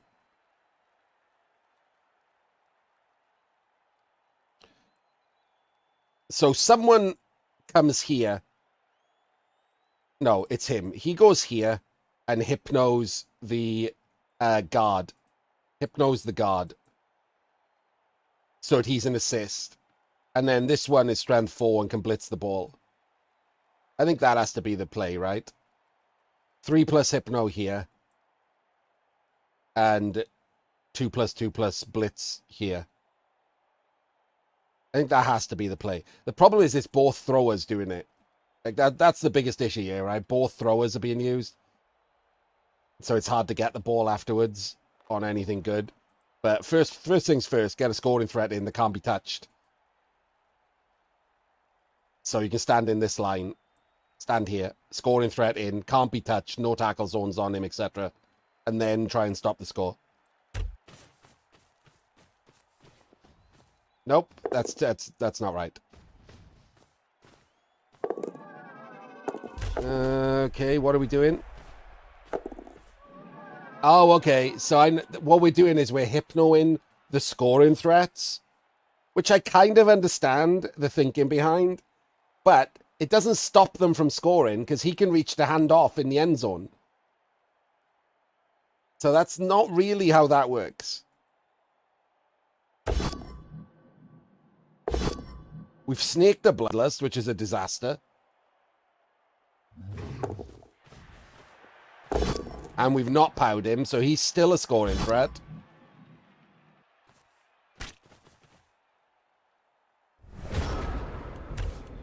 Okay, so we can't clear him. Well, yes, we could clear him, but he's on 2 different things. So the bull is still the best scoring threat, because we've got the assists here to be able to blitz him off. Then we put the bull in the end zone, and we hand off to him with the other bull. After we make all the other safe moves.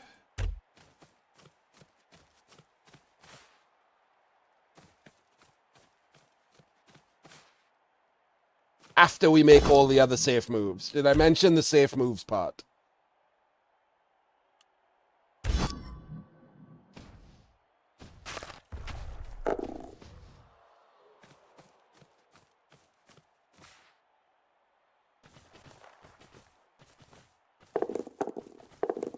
I mean, ideally, you could have gone all the way over there, right? This guy can go diagonally all the way over there. We could have handed off all the way over there. Why are we close enough that if this fails, a thrower can get the ball? Like, why is that a thing?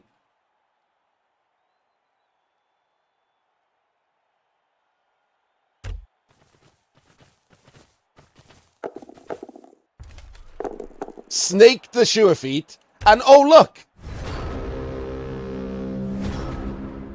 He's close enough that a thrower can get the ball. So we've got to hit, and like the safe moves were terrible, so we can hypno this one, pick up the ball, throw it to him. That's a 4 plus. Oh, wait, can we blitz one of them? We can blitz one of them, maybe. Yeah, okay, yeah. So we hypno this one and hypno this one, and then he can blitz one off. So there's no tackle zones on him at all. Oh, shit, he can't hand off. Fuck. Oh, fuck. Oh, never mind. We can't score. He can't hand off. Bollocks. I should have worked that out last turn. That's on me. I mean, I wouldn't have played last turn like he did anyway, so... There's no way to score. Like, there's literally no way to score, right? There's no way to get him the ball.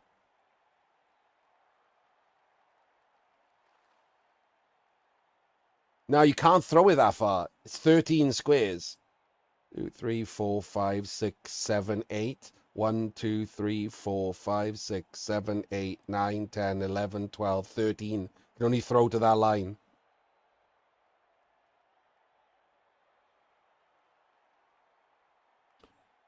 Yeah, there's physically no way to score.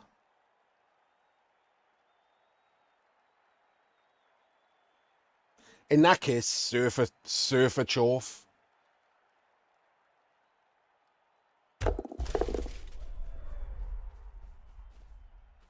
Oh, surfer bull. My bad. Surfer bull, not a chof. Stupid man.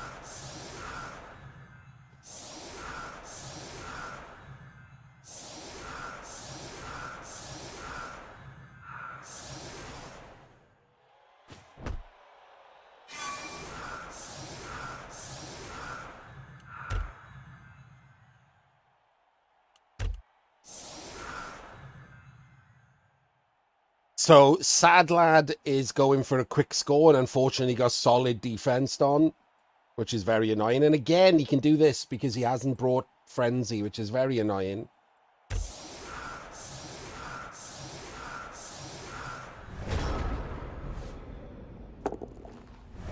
However, that kick has been caught straight away. Which I'll be honest with you, was pretty fucking good.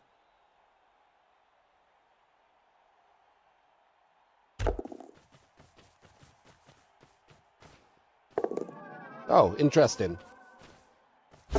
We're switching tack and going left.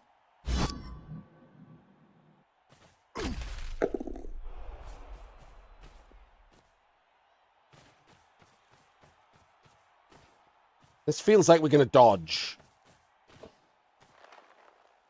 This feels a lot like we're going to dodge. Oh, no, it doesn't. 1, 2, 3, 4. So, where do we go in with the ball? Are we immediately rolling rushes? That can't be right.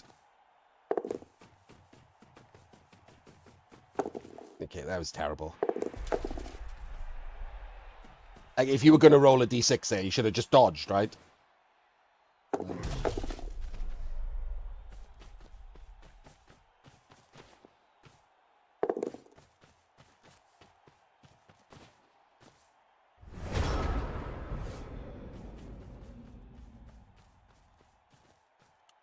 I also don't know what this guy is doing.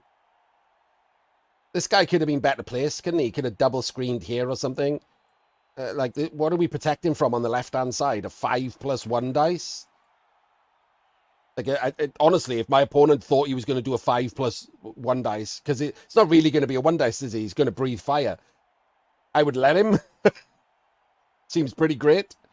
Letting my opponent try a 5+4+ with no recovery because I've double screened.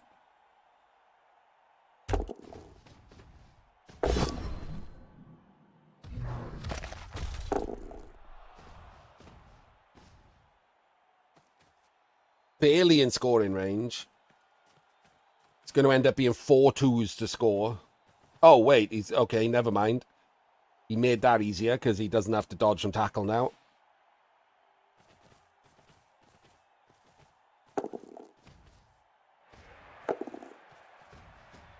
That made it more difficult. Not exactly more difficult, but slightly more difficult. And the 1 dice doesn't get the vampire. Okay, so now it depends on how many thralls we care about. Because we've got 2 KOs. Because we want to hypno either the minnow or this bull. And the minnow is hard to get to, so we'd have to hypno him first. But this guy can hypno this bull. But you have to do a rush look and do 3 foot, because you can't stand in this square, because that's the square you have to go through. So it's all kinds of obnoxious.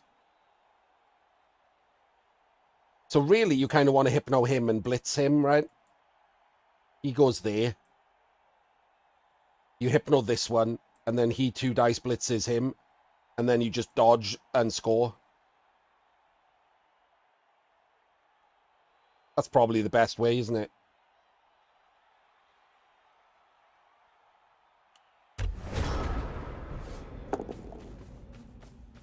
Or not.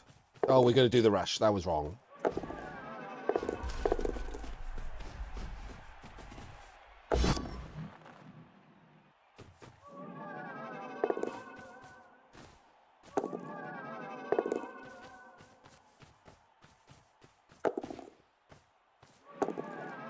Okay. See, while I understand wanting to do this, essentially, you've just rolled like 2 or 3 extra snakes to try and avoid a snaked bloodlust. To try and avoid 1 snake. Honestly, if you snake the bloodlust, you could have just dodged backwards and bit a thrall back here and reset for next turn or whatever. Yeah, I don't think you needed to do all of this. It's fine. I just don't think you needed to do it all. Because we're still snaking. We're still doing a dodge with the snake. And then we're still doing 2 rushes.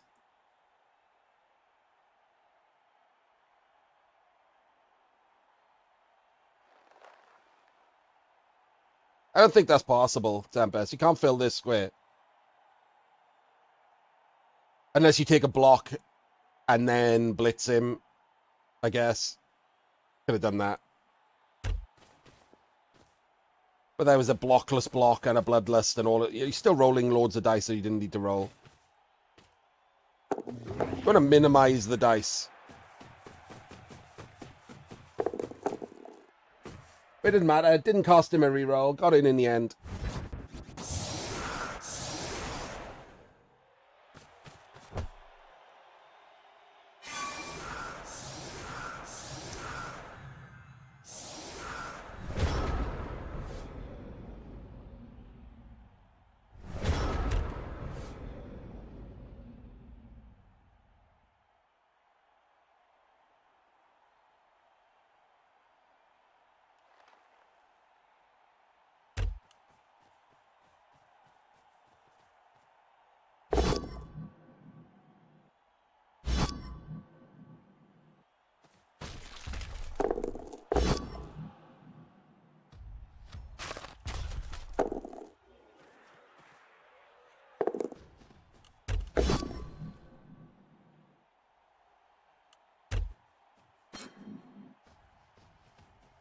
Wait, what?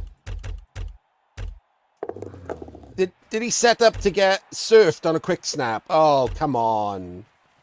Come on, sad lad. What are we doing there? If your opponent has frenzy, you can't do this. And also, I don't do this. I go inwards on purpose for that reason.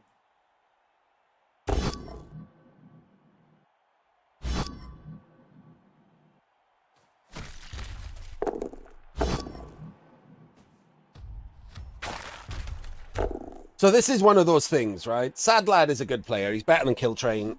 No offense to Killtrain. That's just a fact, right? He's better than Killtrain. But this is one of those things where as soon as the solid defense happens, you will kick yourself. Like, because it's just one of those things. Like, you did really without thinking. And you'll kick yourself for not thinking about it.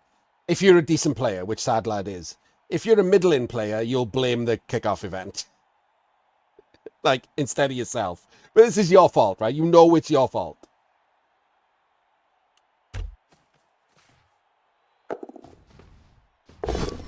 And he gets the push, too. Sees you later. One of his best vampires off the pitch. And you can't afford to do that, right? With the fact that you've got to be careful. That's one of the weaknesses of the 5 vampire build. You can't get a vampire removed for free. Like, you have to make them pay for those vampire removals.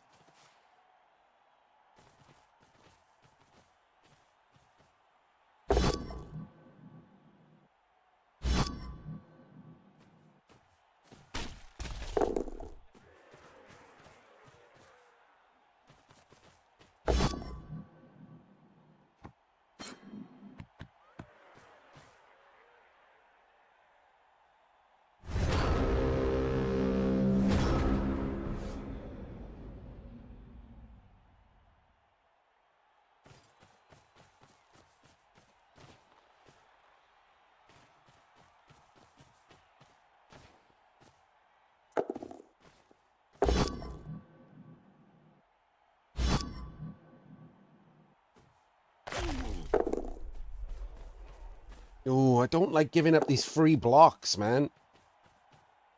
Like, why are we giving up these free blocks? Oh, God, this is just... Okay. Look, this is not it, right? This is literally just not it. We're giving up too many blocks. This is a block that shouldn't be given up. These two don't need to be easily blitzed. Like, at all. Like, this one could have gone there, and this one could have gone there. And then the 2 vampires could have hidden behind them. They can reach. They can reach. They can score.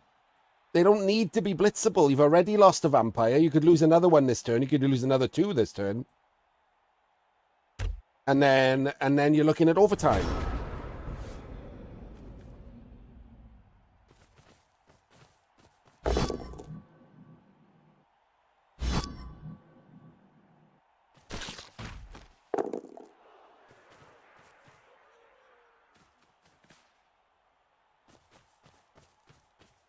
Gonna go there.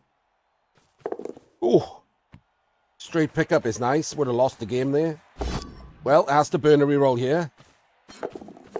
Okay, did cost him a reroll at least, which is fair.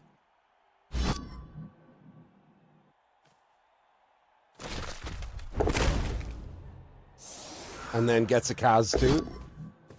And again, we're just giving up these blocks for no reason. Just giving up 3 blocks on thralls for really no reason at all.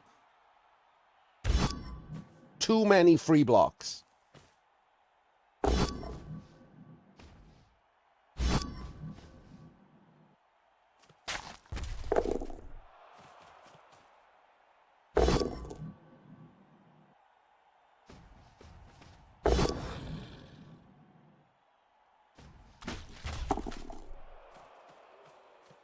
Oh, that's not going to be good enough, is it?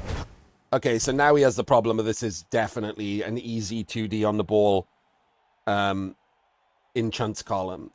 So we move the kicker. Oh, no, we can move him. Right, so we move this thrall over and we hypno the bull. We dodge this guy to hypno the guard. The thrall has to go somewhere, actually, so maybe we don't. Maybe we use him. He's in the way anyway, so maybe we use him. We put the thrall in here, tagging the other guy. And then you can bite the thrall if you want.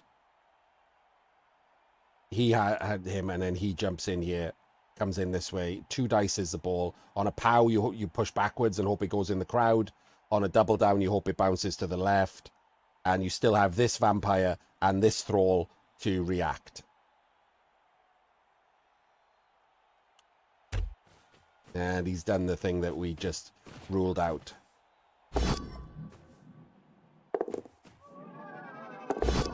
No, no, no, that's the wrong one, isn't it? I mean, I guess it's fine. It's a 3+, but no reaction now from the blodger, and the blodger couldn't really go to the left anyway. He has to go down and cuts this movement off. Like, you know where you're sacking the ball, right?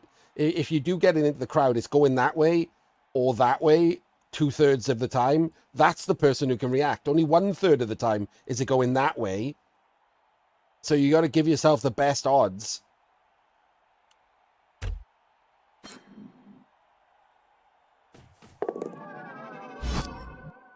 And now, of course, this thrall is in the way and has to move anyway.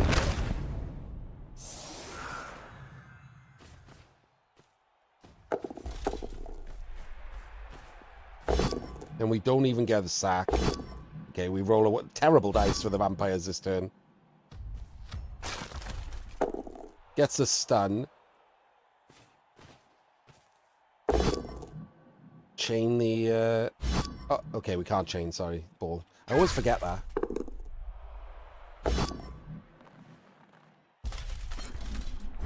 Killed his... Oh, God, it's gone awful for the vampires. Awful.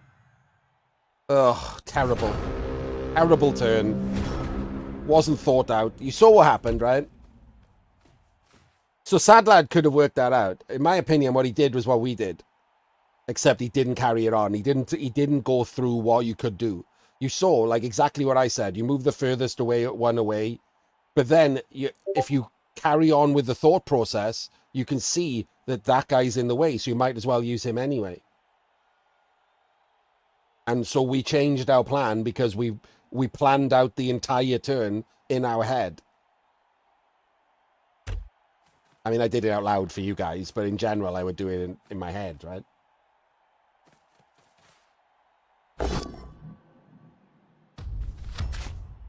Great 1 in 9. Great pushes. Okay. Good dice here.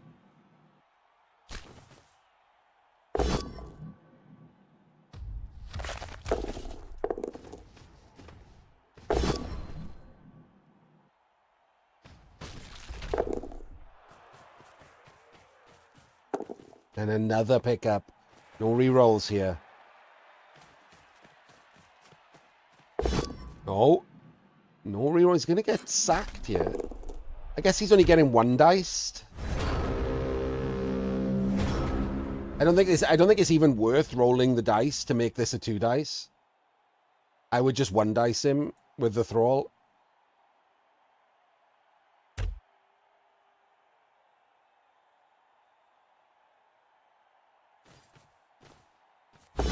Amazing. Just literally amazing.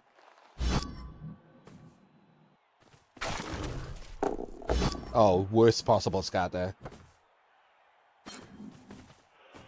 Oh. Oh, God. Completely worst possible scatter. He fucking caught it. Overachieving thrall.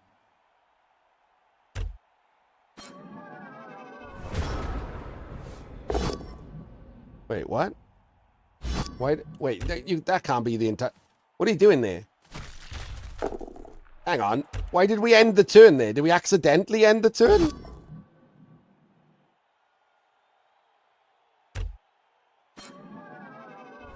Surely we don't leave this. Surely we don't leave this. We dodge, right? And come up here. Surely. Hell, going this way is fine. Doing anything that isn't just leaving this 2 dice block on your runner, surely. Surely. I'm going to keep saying surely until it works out.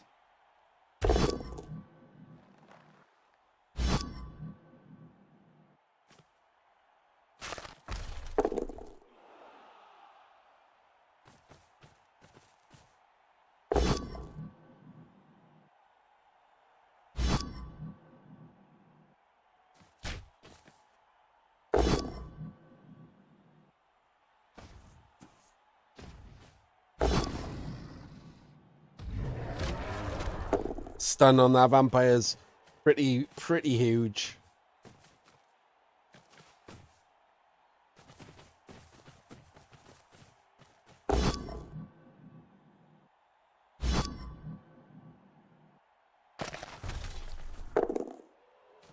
And if he picks this ball up, it's overtime, and the vampires should stop spending rerolls.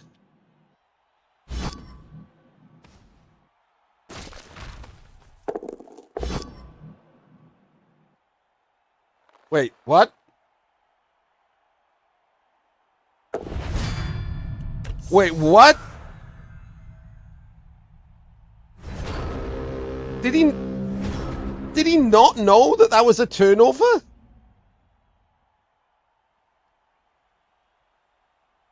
He just ate a breathe fire, one with the ball still on the ground. Just block it.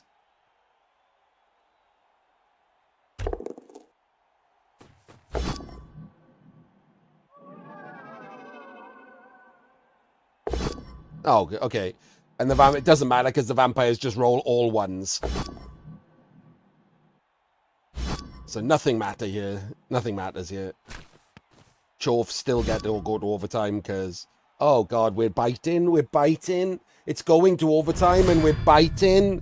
Come on, man. Why are we biting?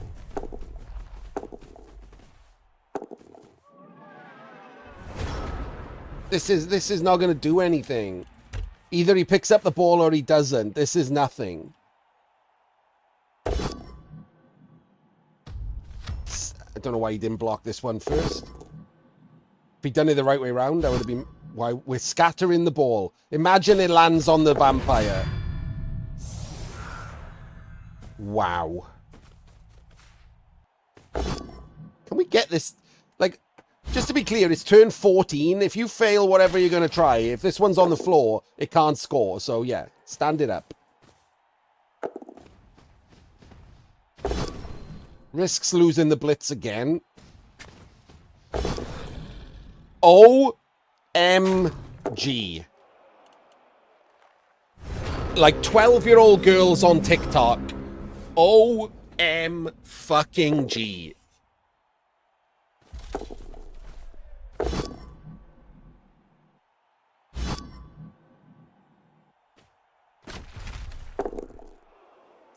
Awful scatter.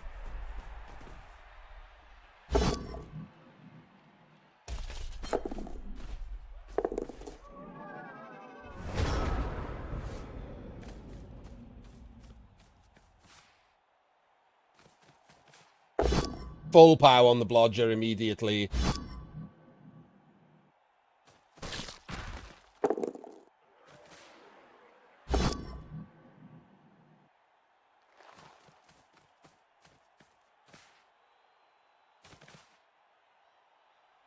At least that is a scoring threat. What? What? Why did we just block with the bull? Now the bull isn't an... You know you've only got... If you fail this pickup, you've got one scoring threat, and it's a inch off. Why wouldn't you block with him and put the bull in as a scoring threat?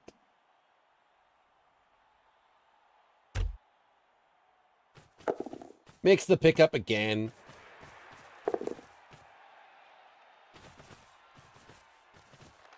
Why is this Chorf not moving? Movement 9 bulls. No way. No way. What?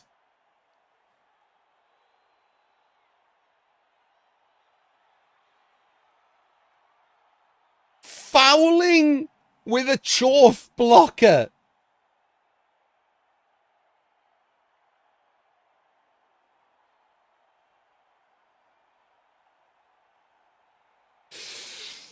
Oh, my brain.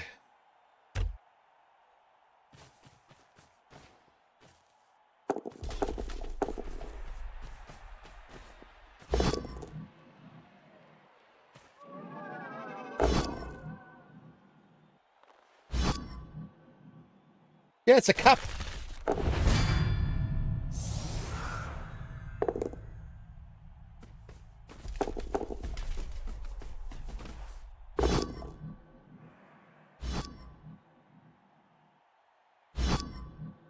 No, don't follow. Why would you follow? So the problem with following is he can chain now. Why would you follow?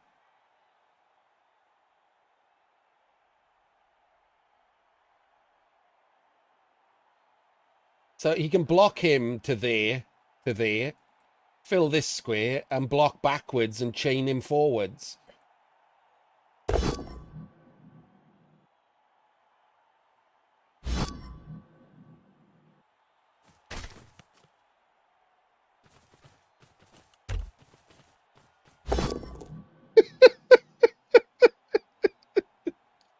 What the fuck are you doing?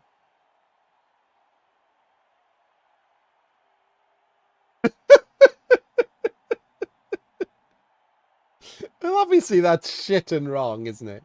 How do you set that up and then not realize it? So this guy can just go there, and then he takes this block that hits him into him and forward. So you have to do one less rush, and he can still just block the vampire off. Or do another, like, chain. Like, he could have just chained there. It really doesn't matter. Screw it.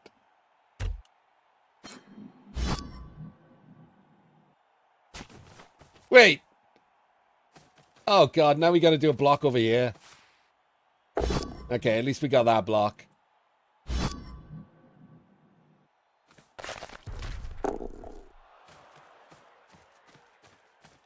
Yeah, that's it. Yeah. Could have just gone there. Really no need to run all the way around.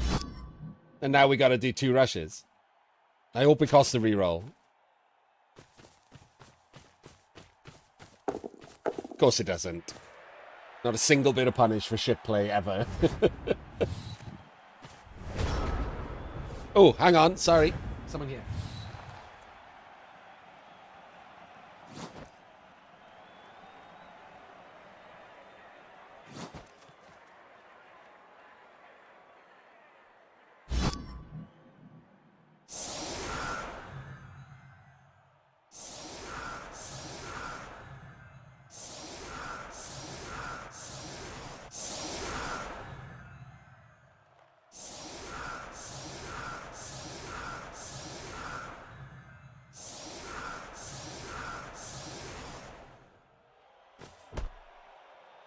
Oh, my food is here, but now it's gone to overtime. So the vampires won the toss. They've set up to quick score, which is fine. Cheering fans results in a draw.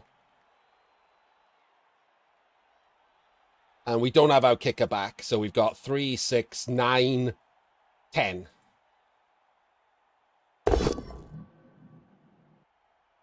We open with a... Oh, we're going to blitz through him. Because we've left a gap in the middle. Awesome play from... I mean, he should have moved him first. So he should have moved him first, so if this was a bloodlust, he could bite up the pitch and not have to go back. But other than that, this was fine.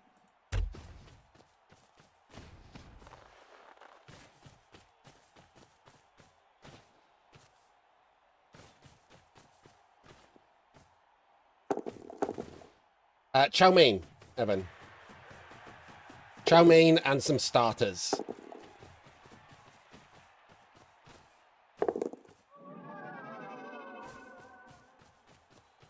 Mixed starters.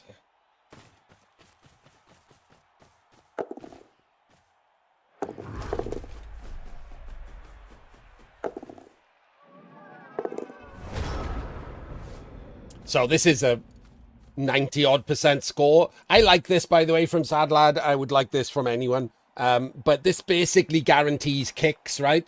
So if you guarantee kicks at this point, you are essentially guaranteed 50%, because kicks is 50-50, plus whatever percentage you give yourself to stop him scoring or turn him over. So you are the favorite immediately if you score, because that percentage is not 0. So whatever you add on to your 50-50 from the kicks, that's how much of a favorite you are.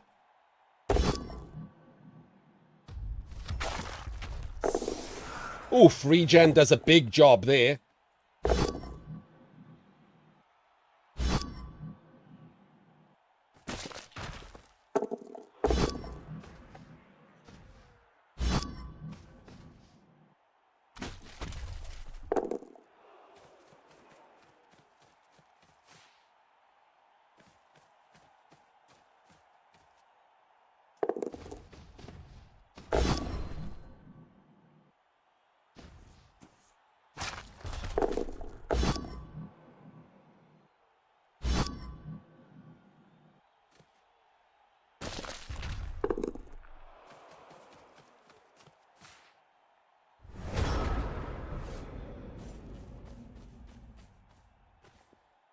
We just dodge, right? Nothing better than just dodging here. Bloodlust is fine, we just dodge. Don't... Oh, of course, I'm an idiot. It's not a rush. I was about to say, don't score in the corner on a rush, but it wasn't a rush. Beautiful, just a stun. So now, look, Sad Lad just makes himself the instant favourite. As I said, that is absolutely, like, how this works. He also gets both... Oh, no, they both get their KOs back. So now he is 50-50s, because this is almost, like, this is worst-case scenario is kicks.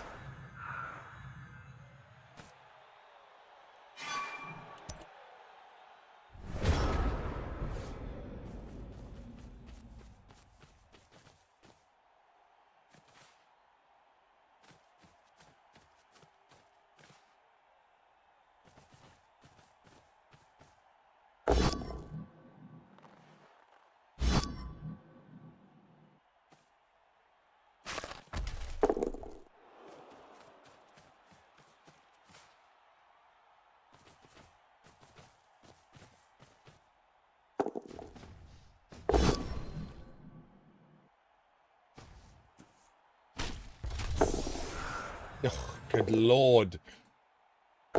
Another removal of a vampire. But he's failed to pick up. So he's burnt a reroll.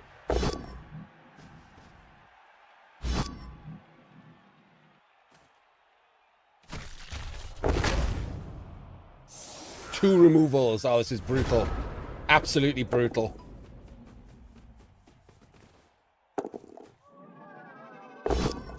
He set himself up to get a Chorf Surf, which is pretty funny.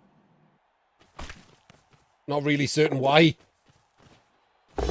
So, of course that's what happens. Blood Bowl!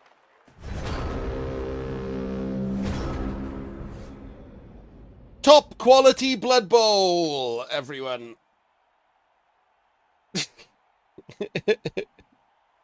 Doesn't matter how well or how badly you play. Quite often and too often, Blood Bowl says, go fuck yourself.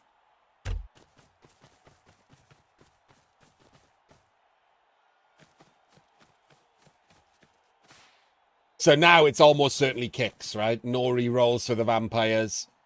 I'm saying that. He has brought the ball up to an insane place.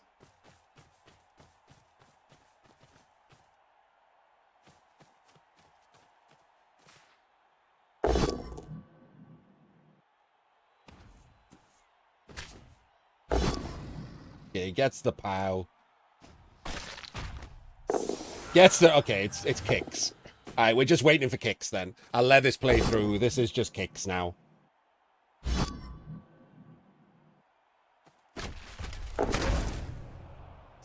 $1,000,000% kicks.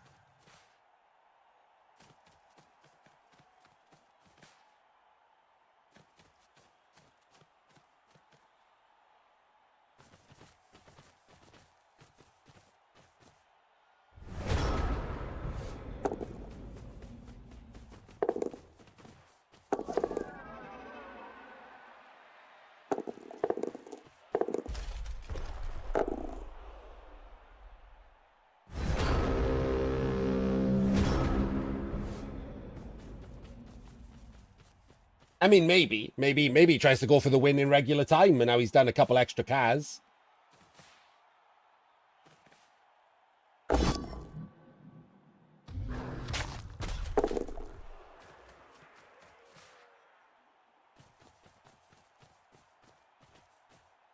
I'm not certain I'd want to go for the win in regular time against 8 players. Wait, 9? 1, 2, 3, 4, 5, 6. Yes, 9. Still 9 players. I don't think I would want to go for a win against 9 players, considering that all 5 vampires are included in that 9.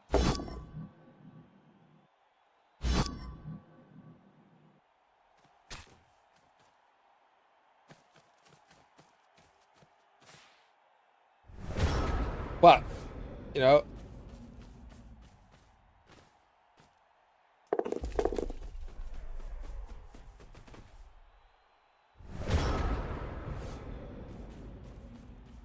He's going for it. He doesn't fancy the 50-50, which, you know, is fine. I respect it. No rerolls add anymore, Curzy. Just a straight 50-50 roll. It's actually a series of 50-50 rolls, but that doesn't make any difference. That's just for fun.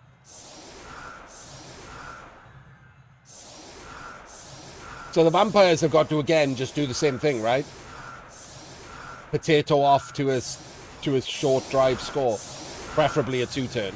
Oh, this is worse. I don't understand how you think this is good at all.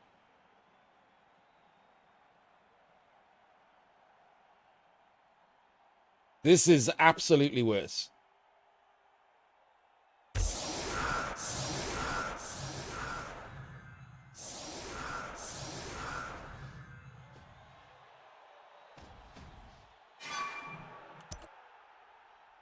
Ball is back on the pitch. Oh my days, the ball is back on the blodger immediately. So we block here to knock him out of the way. We blitz through this hobbo.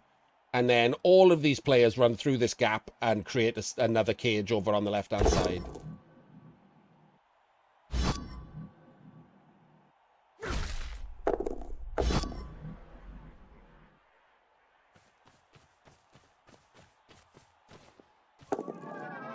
Failed. I mean, he ate the snake with that, so... Uh-oh. Uh-oh. That's a small problem. Now he has to waste a vampire, surely. Surely he has to waste a vampire here to hypno this one, so these can go up the pitch, right? You can't not do that. So this vampire has to dodge and hypno so that these two can cover the back, and then this one could run all the way forward. I mean, maybe you just run all the way forward and tag this one, but then this one might be able to make it round. I don't know. Because we've only got these players now. You can't dodge the thralls through. Oh, I don't like this at all.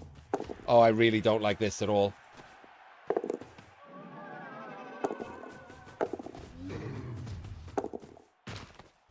Oh, I hated all of that. Okay, huge problem.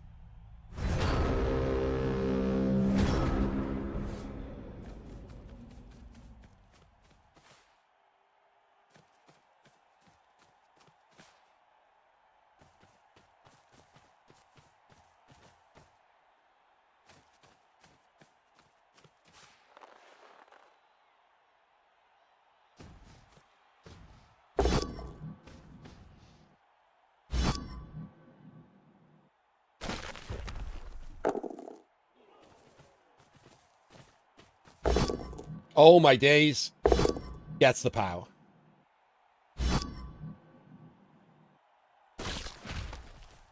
Into a stun. And I think at this point it is going to be kicks, right? Almost impossible for the Chorfs to score. Not... Still not impossible for the... Oh, good lord. He just can't stop rolling ones on this drive.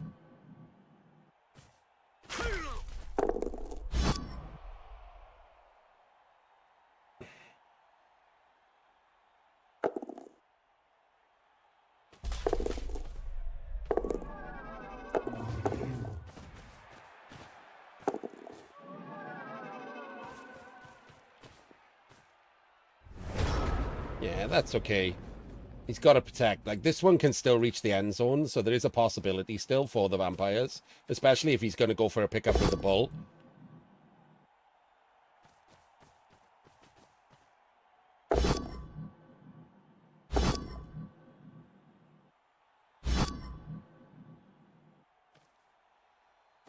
Wait, so where's the blitz?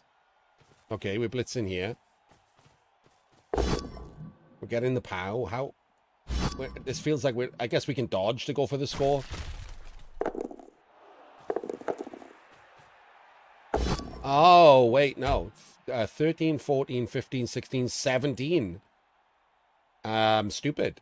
He can block out the way. As long as he got the POW there, he can pick up and come through here.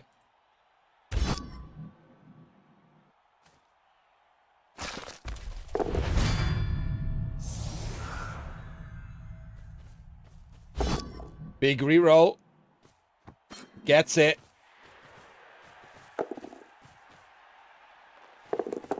Stacked them both.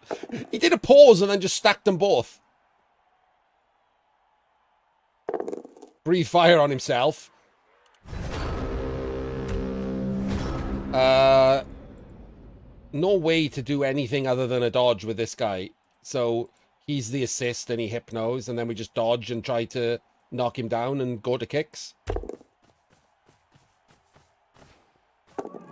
Should move this player first, just in case he failed to dodge.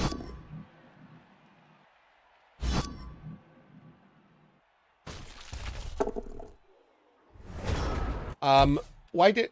Could we not reach? I guess he was stunned, right? Yeah. If he'd gone in the crowd, he could have attempted a score, but I don't think he can do that. And here we go. 1-0 to the Chorfs. 1-1. 2-1 to the Vampires. 2-2. It's coming down to the last one. And the Chorfs get it. Poor old sad lad. Chorfs go through on the kickoff event. I think sad lad could feel a bit aggrieved there. I might have called out more of his errors than the Chorf ones, but that's because Vampires have a lot more choices and I'm more interested in Vampire play. But he did play better than Killtrain in that match, so he can feel a little aggrieved that he didn't get the nod at the end. But, you know, that's randomness for Blood Bowl. And we will see you in the third and final game. I am off on Twitch right now, so there'll be a cut here on YouTube. And I will do the last game tomorrow. I will see everyone in the next game. And here we go with the third match in the Season 11 Sprint Cup round of 32. We have a glorious matchup for the round of 32. Look at that. Talk with halflings and Dastardly Dan with goblins.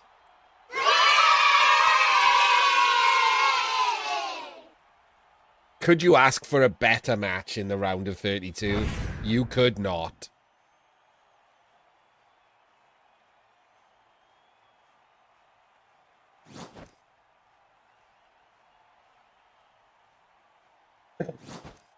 Oh my god, the halflings have Zug and Zara. And the goblins have Ripper. And Varag. Everyone. You can just cheer for everyone, Tempest.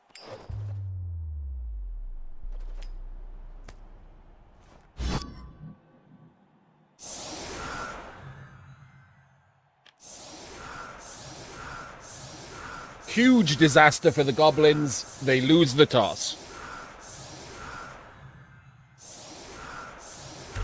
So we've said it for years. I personally have said it for years. I'm sure I've heard other people say it.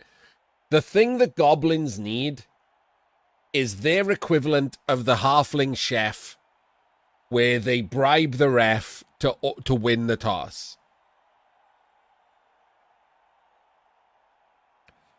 Like, that's what goblins need, right? So they spend 50k and they win the toss.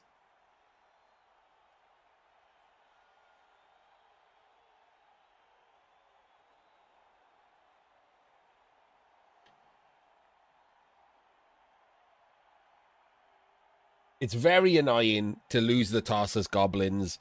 It's borderline game losing.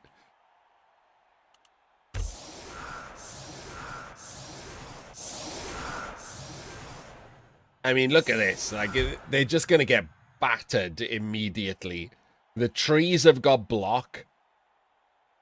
So has Zug. So they got 3 strength 5. So the LOS does not hold up. They're all getting 2 diced.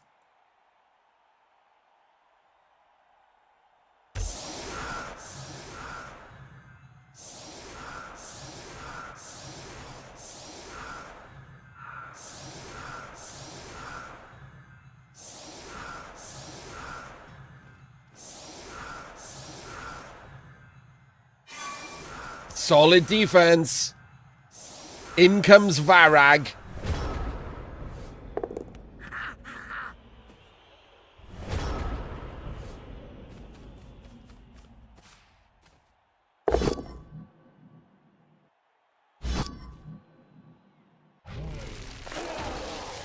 Out goes Varag.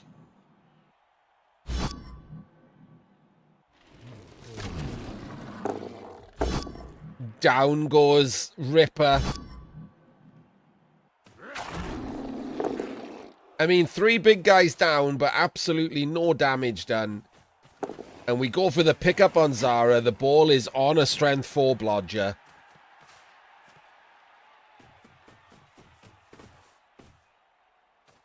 No blitz? Looks like no blitz.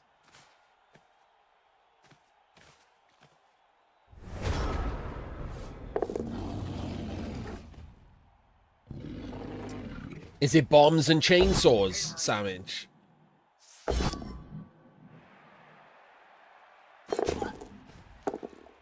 The bomb gets in the perfect square, but fails to knock down either the tree or the fling.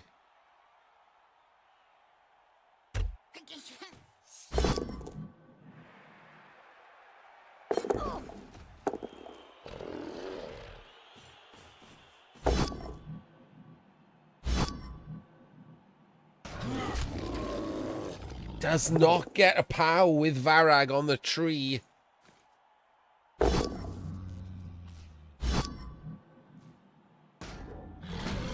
But does knock down the other tree. But doesn't go for the foul. Does not go for the foul on the other tree.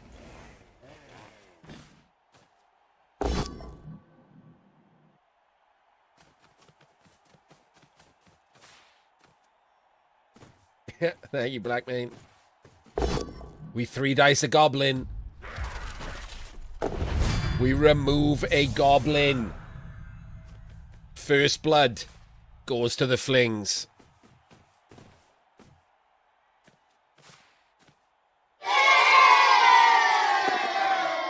Seems like the kids are still on the goblin side.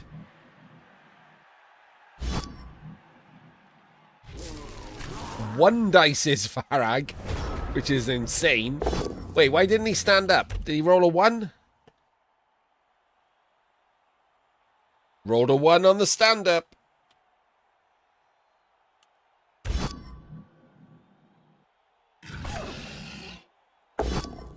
Uh-oh. Varag has eaten a halfling. He's fine!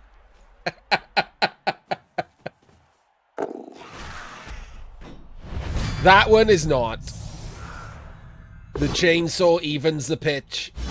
Tree gets powed.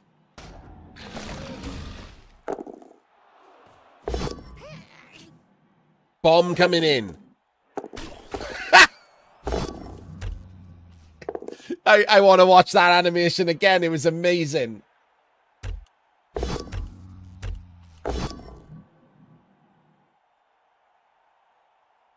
Can I watch it from a funny angle, maybe?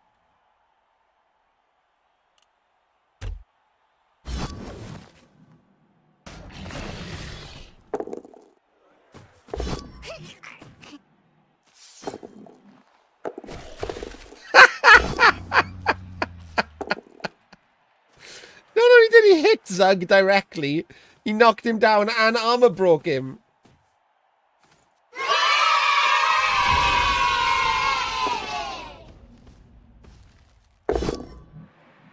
Oh my days, he's rush blitzed a goblin.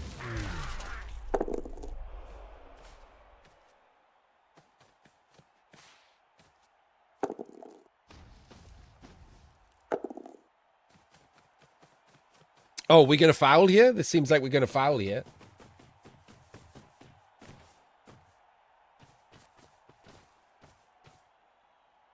We're definitely fouling. Look over the top of the tree. Didn't even break armor.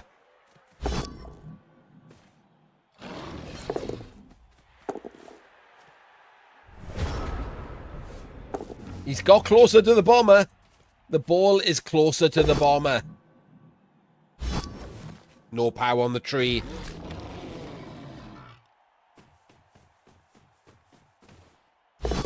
Rolled a 1 on the saw.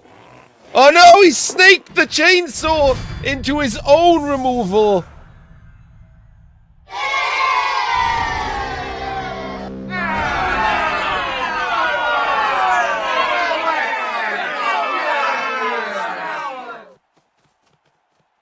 A disaster for the goblins.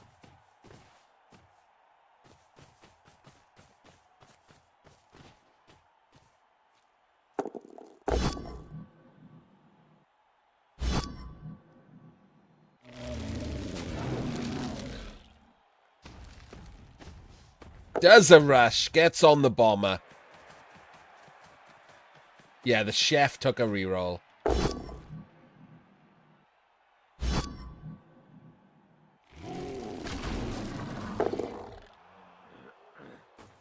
Safe moves at some point later. 1 in 9s, but does not break armor again. Iron flings. One of them headbutted a chainsaw off the pitch. They're so iron.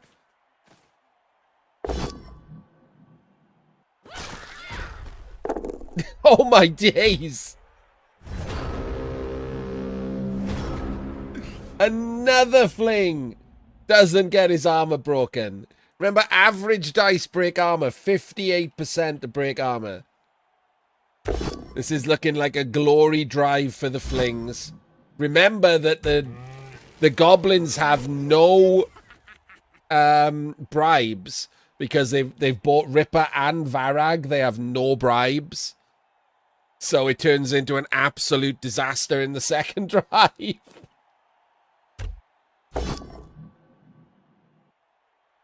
It's all or nothing, this build.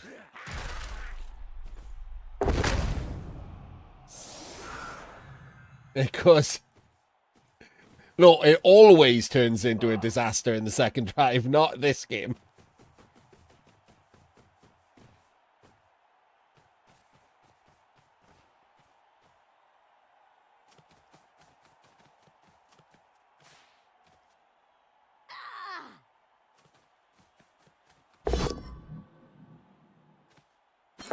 Burnsariro, we're gonna foul this killer, right?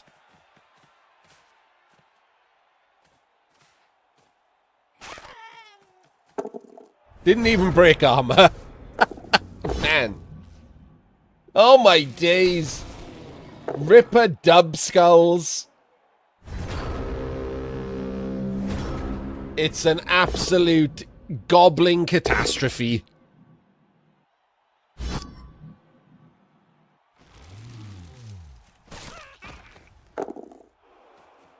The bomber lives, but it doesn't really matter because there's no bribes. Chooses to go for Varag with Zug instead of 3 dice on a goblin. I would absolutely have 3 dice to goblin.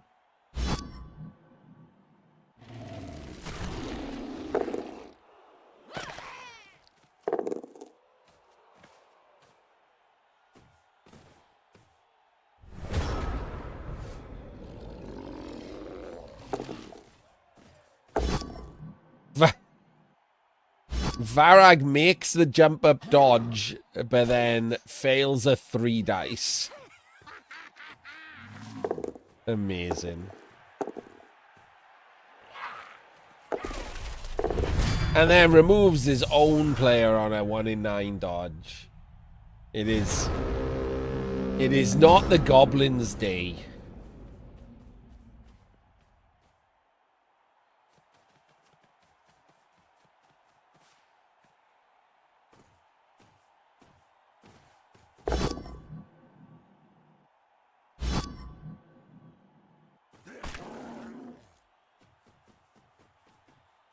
You gotta put extra tackle zones on this bomber, right?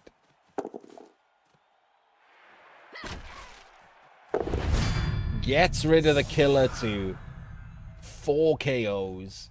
One of them isn't coming back likely anyway because of no bribes. Could, of course, argue the call.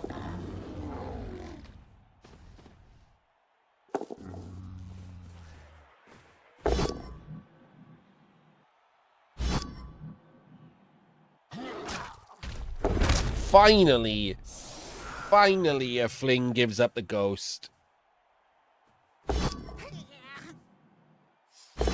Roll to 4.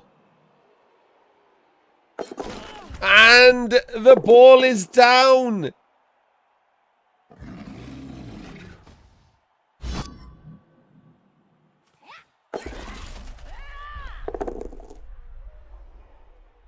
Oh, it's now a 1 in 9 to score.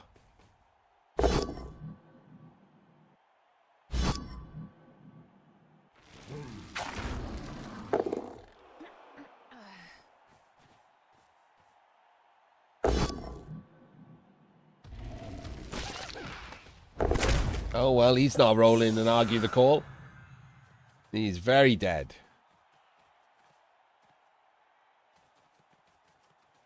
Build in the bauble box.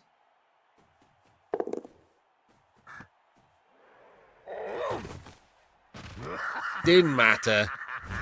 Straight pickup.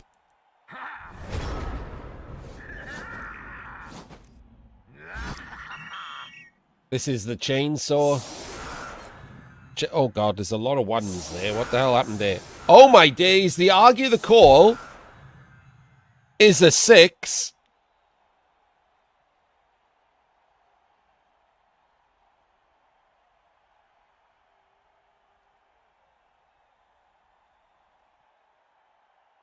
And he didn't come back, so now if he comes back, he's in the second half.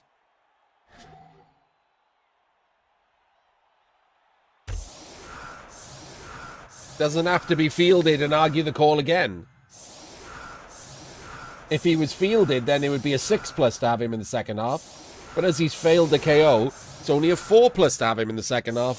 So that's the correct rolls that you want.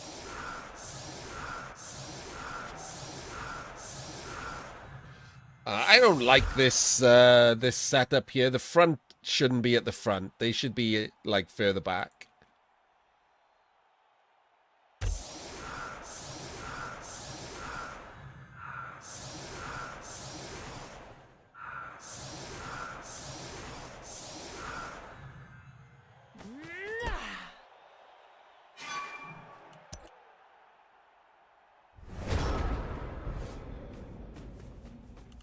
The ball is there, so I guess Ripper can just throw him.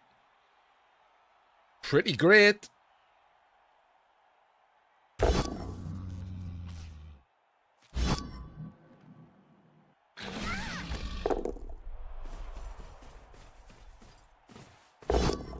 Oh, good Lord. Doesn't get him with the 3 dice. Moral support goblin.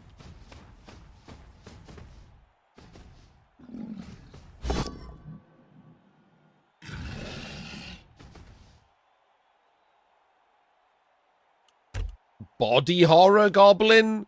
He did not like being thrown there. I have no idea what actually happened there. Let's find out together.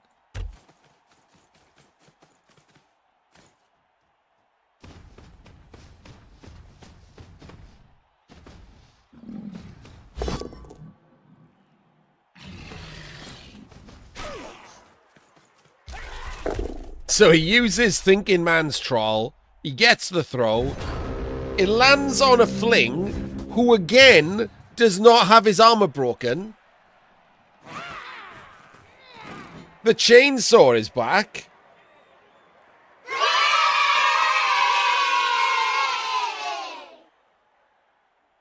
You're telling me there's a chance?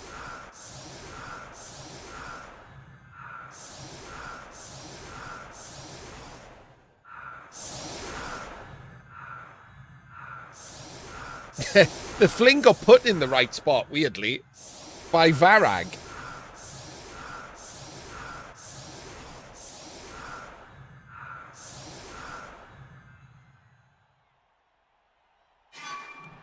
The ball is out again. Does not have to roll a pickup with his 1 reroll. Amazing luck so far. I don't know why he didn't Oh, wait. I was about to say, I don't know why he didn't put the ball on Varag. He has got the ball on Varag, right? There's the ball. The ball is on Varag.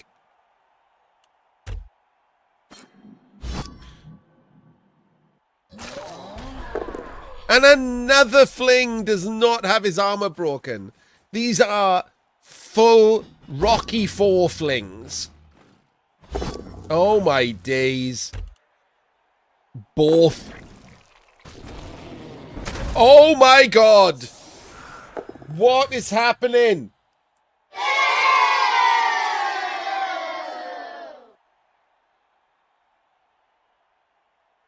One troll went really stupid.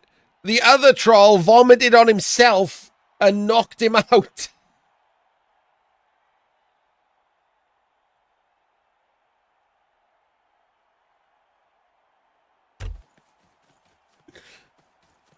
What is going on here?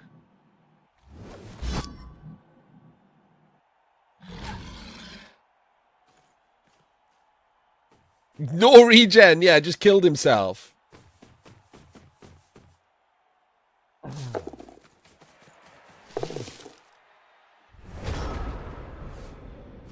Yeah, I didn't actually mean it. I forgot the KO actually means something. I just meant knocked him off the pitch.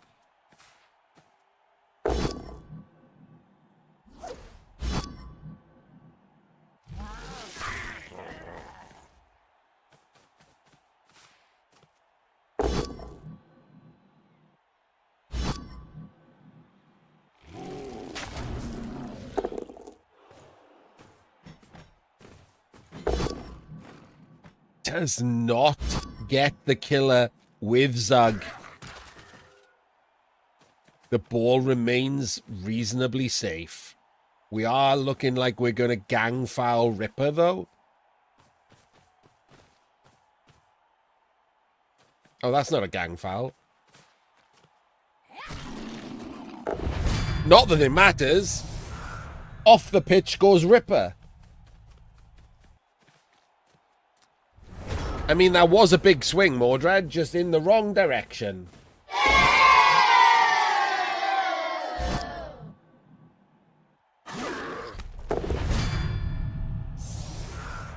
Gonna need a few more of those.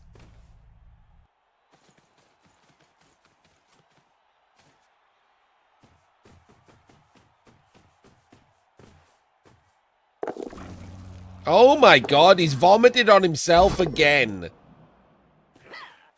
And then 1 in 9. Oh wait, no, it's from diving tackle. He dodged from diving tackle first instead of this guy. God damn. I can't. I'm not even going to let the kids boo that. That was just bad play.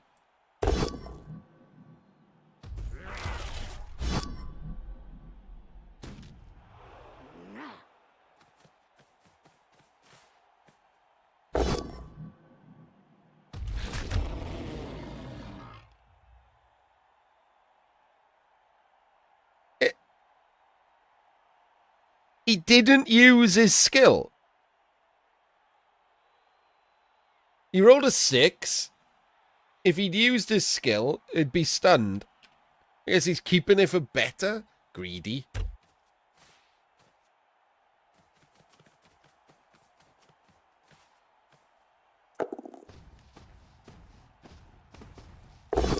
Feels a lot like Varag's about to be stuck on a tree.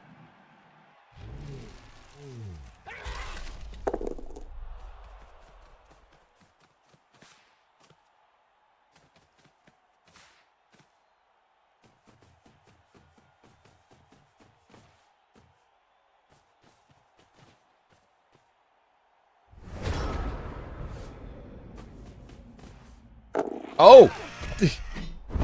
I absolutely thought we were going to chainsaw a tree there.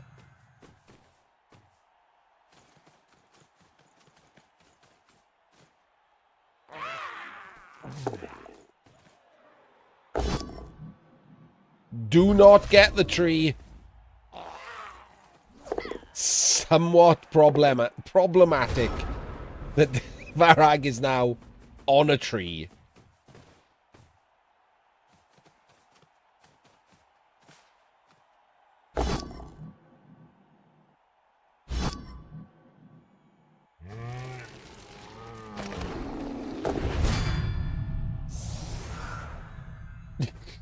The other troll's gone.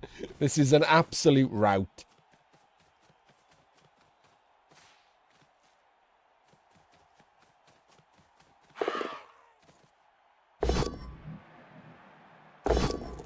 Oh! Uses the reroll on the take route, so doesn't want to reroll.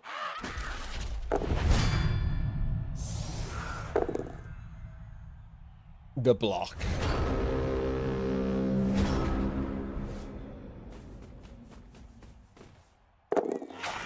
The chainsaw fling again. Not the tree. Gets the pow on the tree. Oh my days. Rolled a 10 for the armor with crushing blow and then did not get anything with the mighty blow and then immediately failed a dodge. What a shame.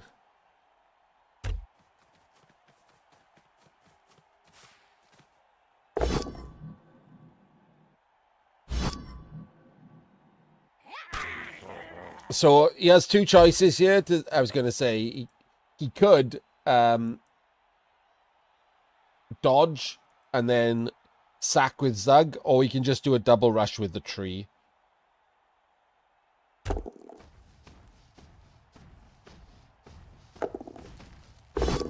Gets the double rush. Gets the pow.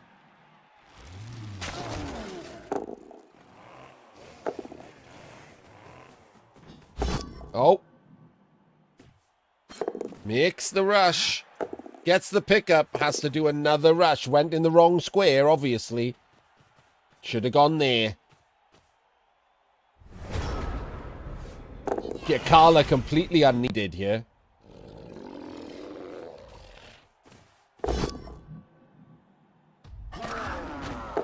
Doesn't break armor again. These are absolutely insane flings.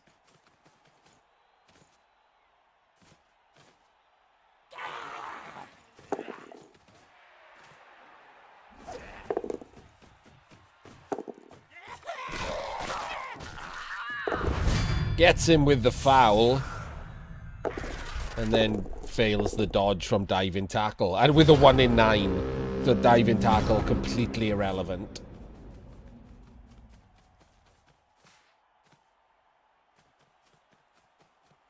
This feels like he's going to actually use Carla here. Oh, that's probably the chainsaw dead.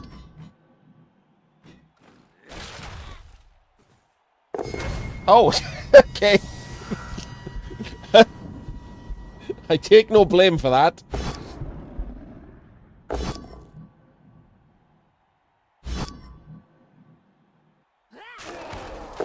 Oh, we used Carla's special skill there and got 3 dice on Varag.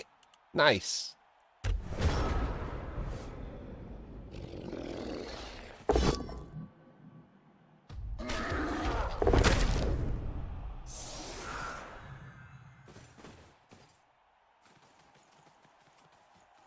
Scoring threat. I mean, there's not many players left on the pitch. It's still possible. Not anymore. Like, it was 50-50 there to pick that ball up.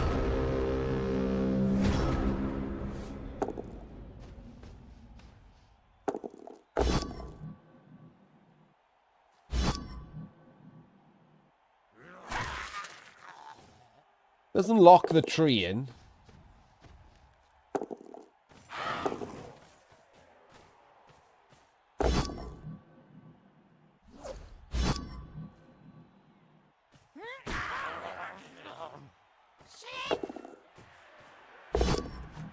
Doesn't try for the reroll. Thank you, Tabaz. Gets a 1 in 9. Absolutely brutal 1 in 9.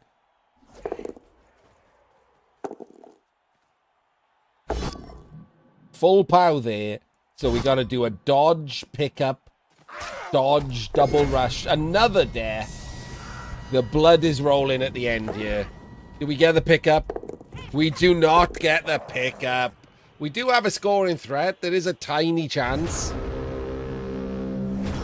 Absolutely insane pitch to be looking at. There's fucking 5 players each.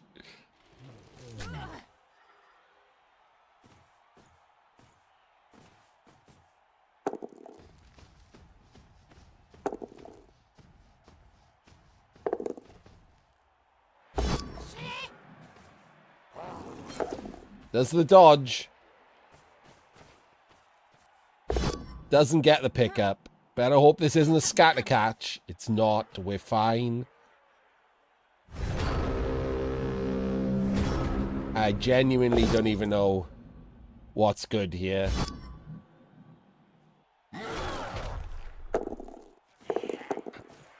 Handoff. We're just going to throw a 6+ pass.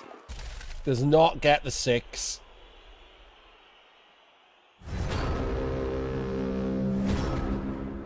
And that's it. The Flings go through to the round of 16. And Dastardly Dan and his goblins are out. Flings went through, Samad. You can't hate Flings. If anyone's going to beat the goblins, at least it's the Flings, right? We will follow the adventures of the Flings in the next round. I will see you there.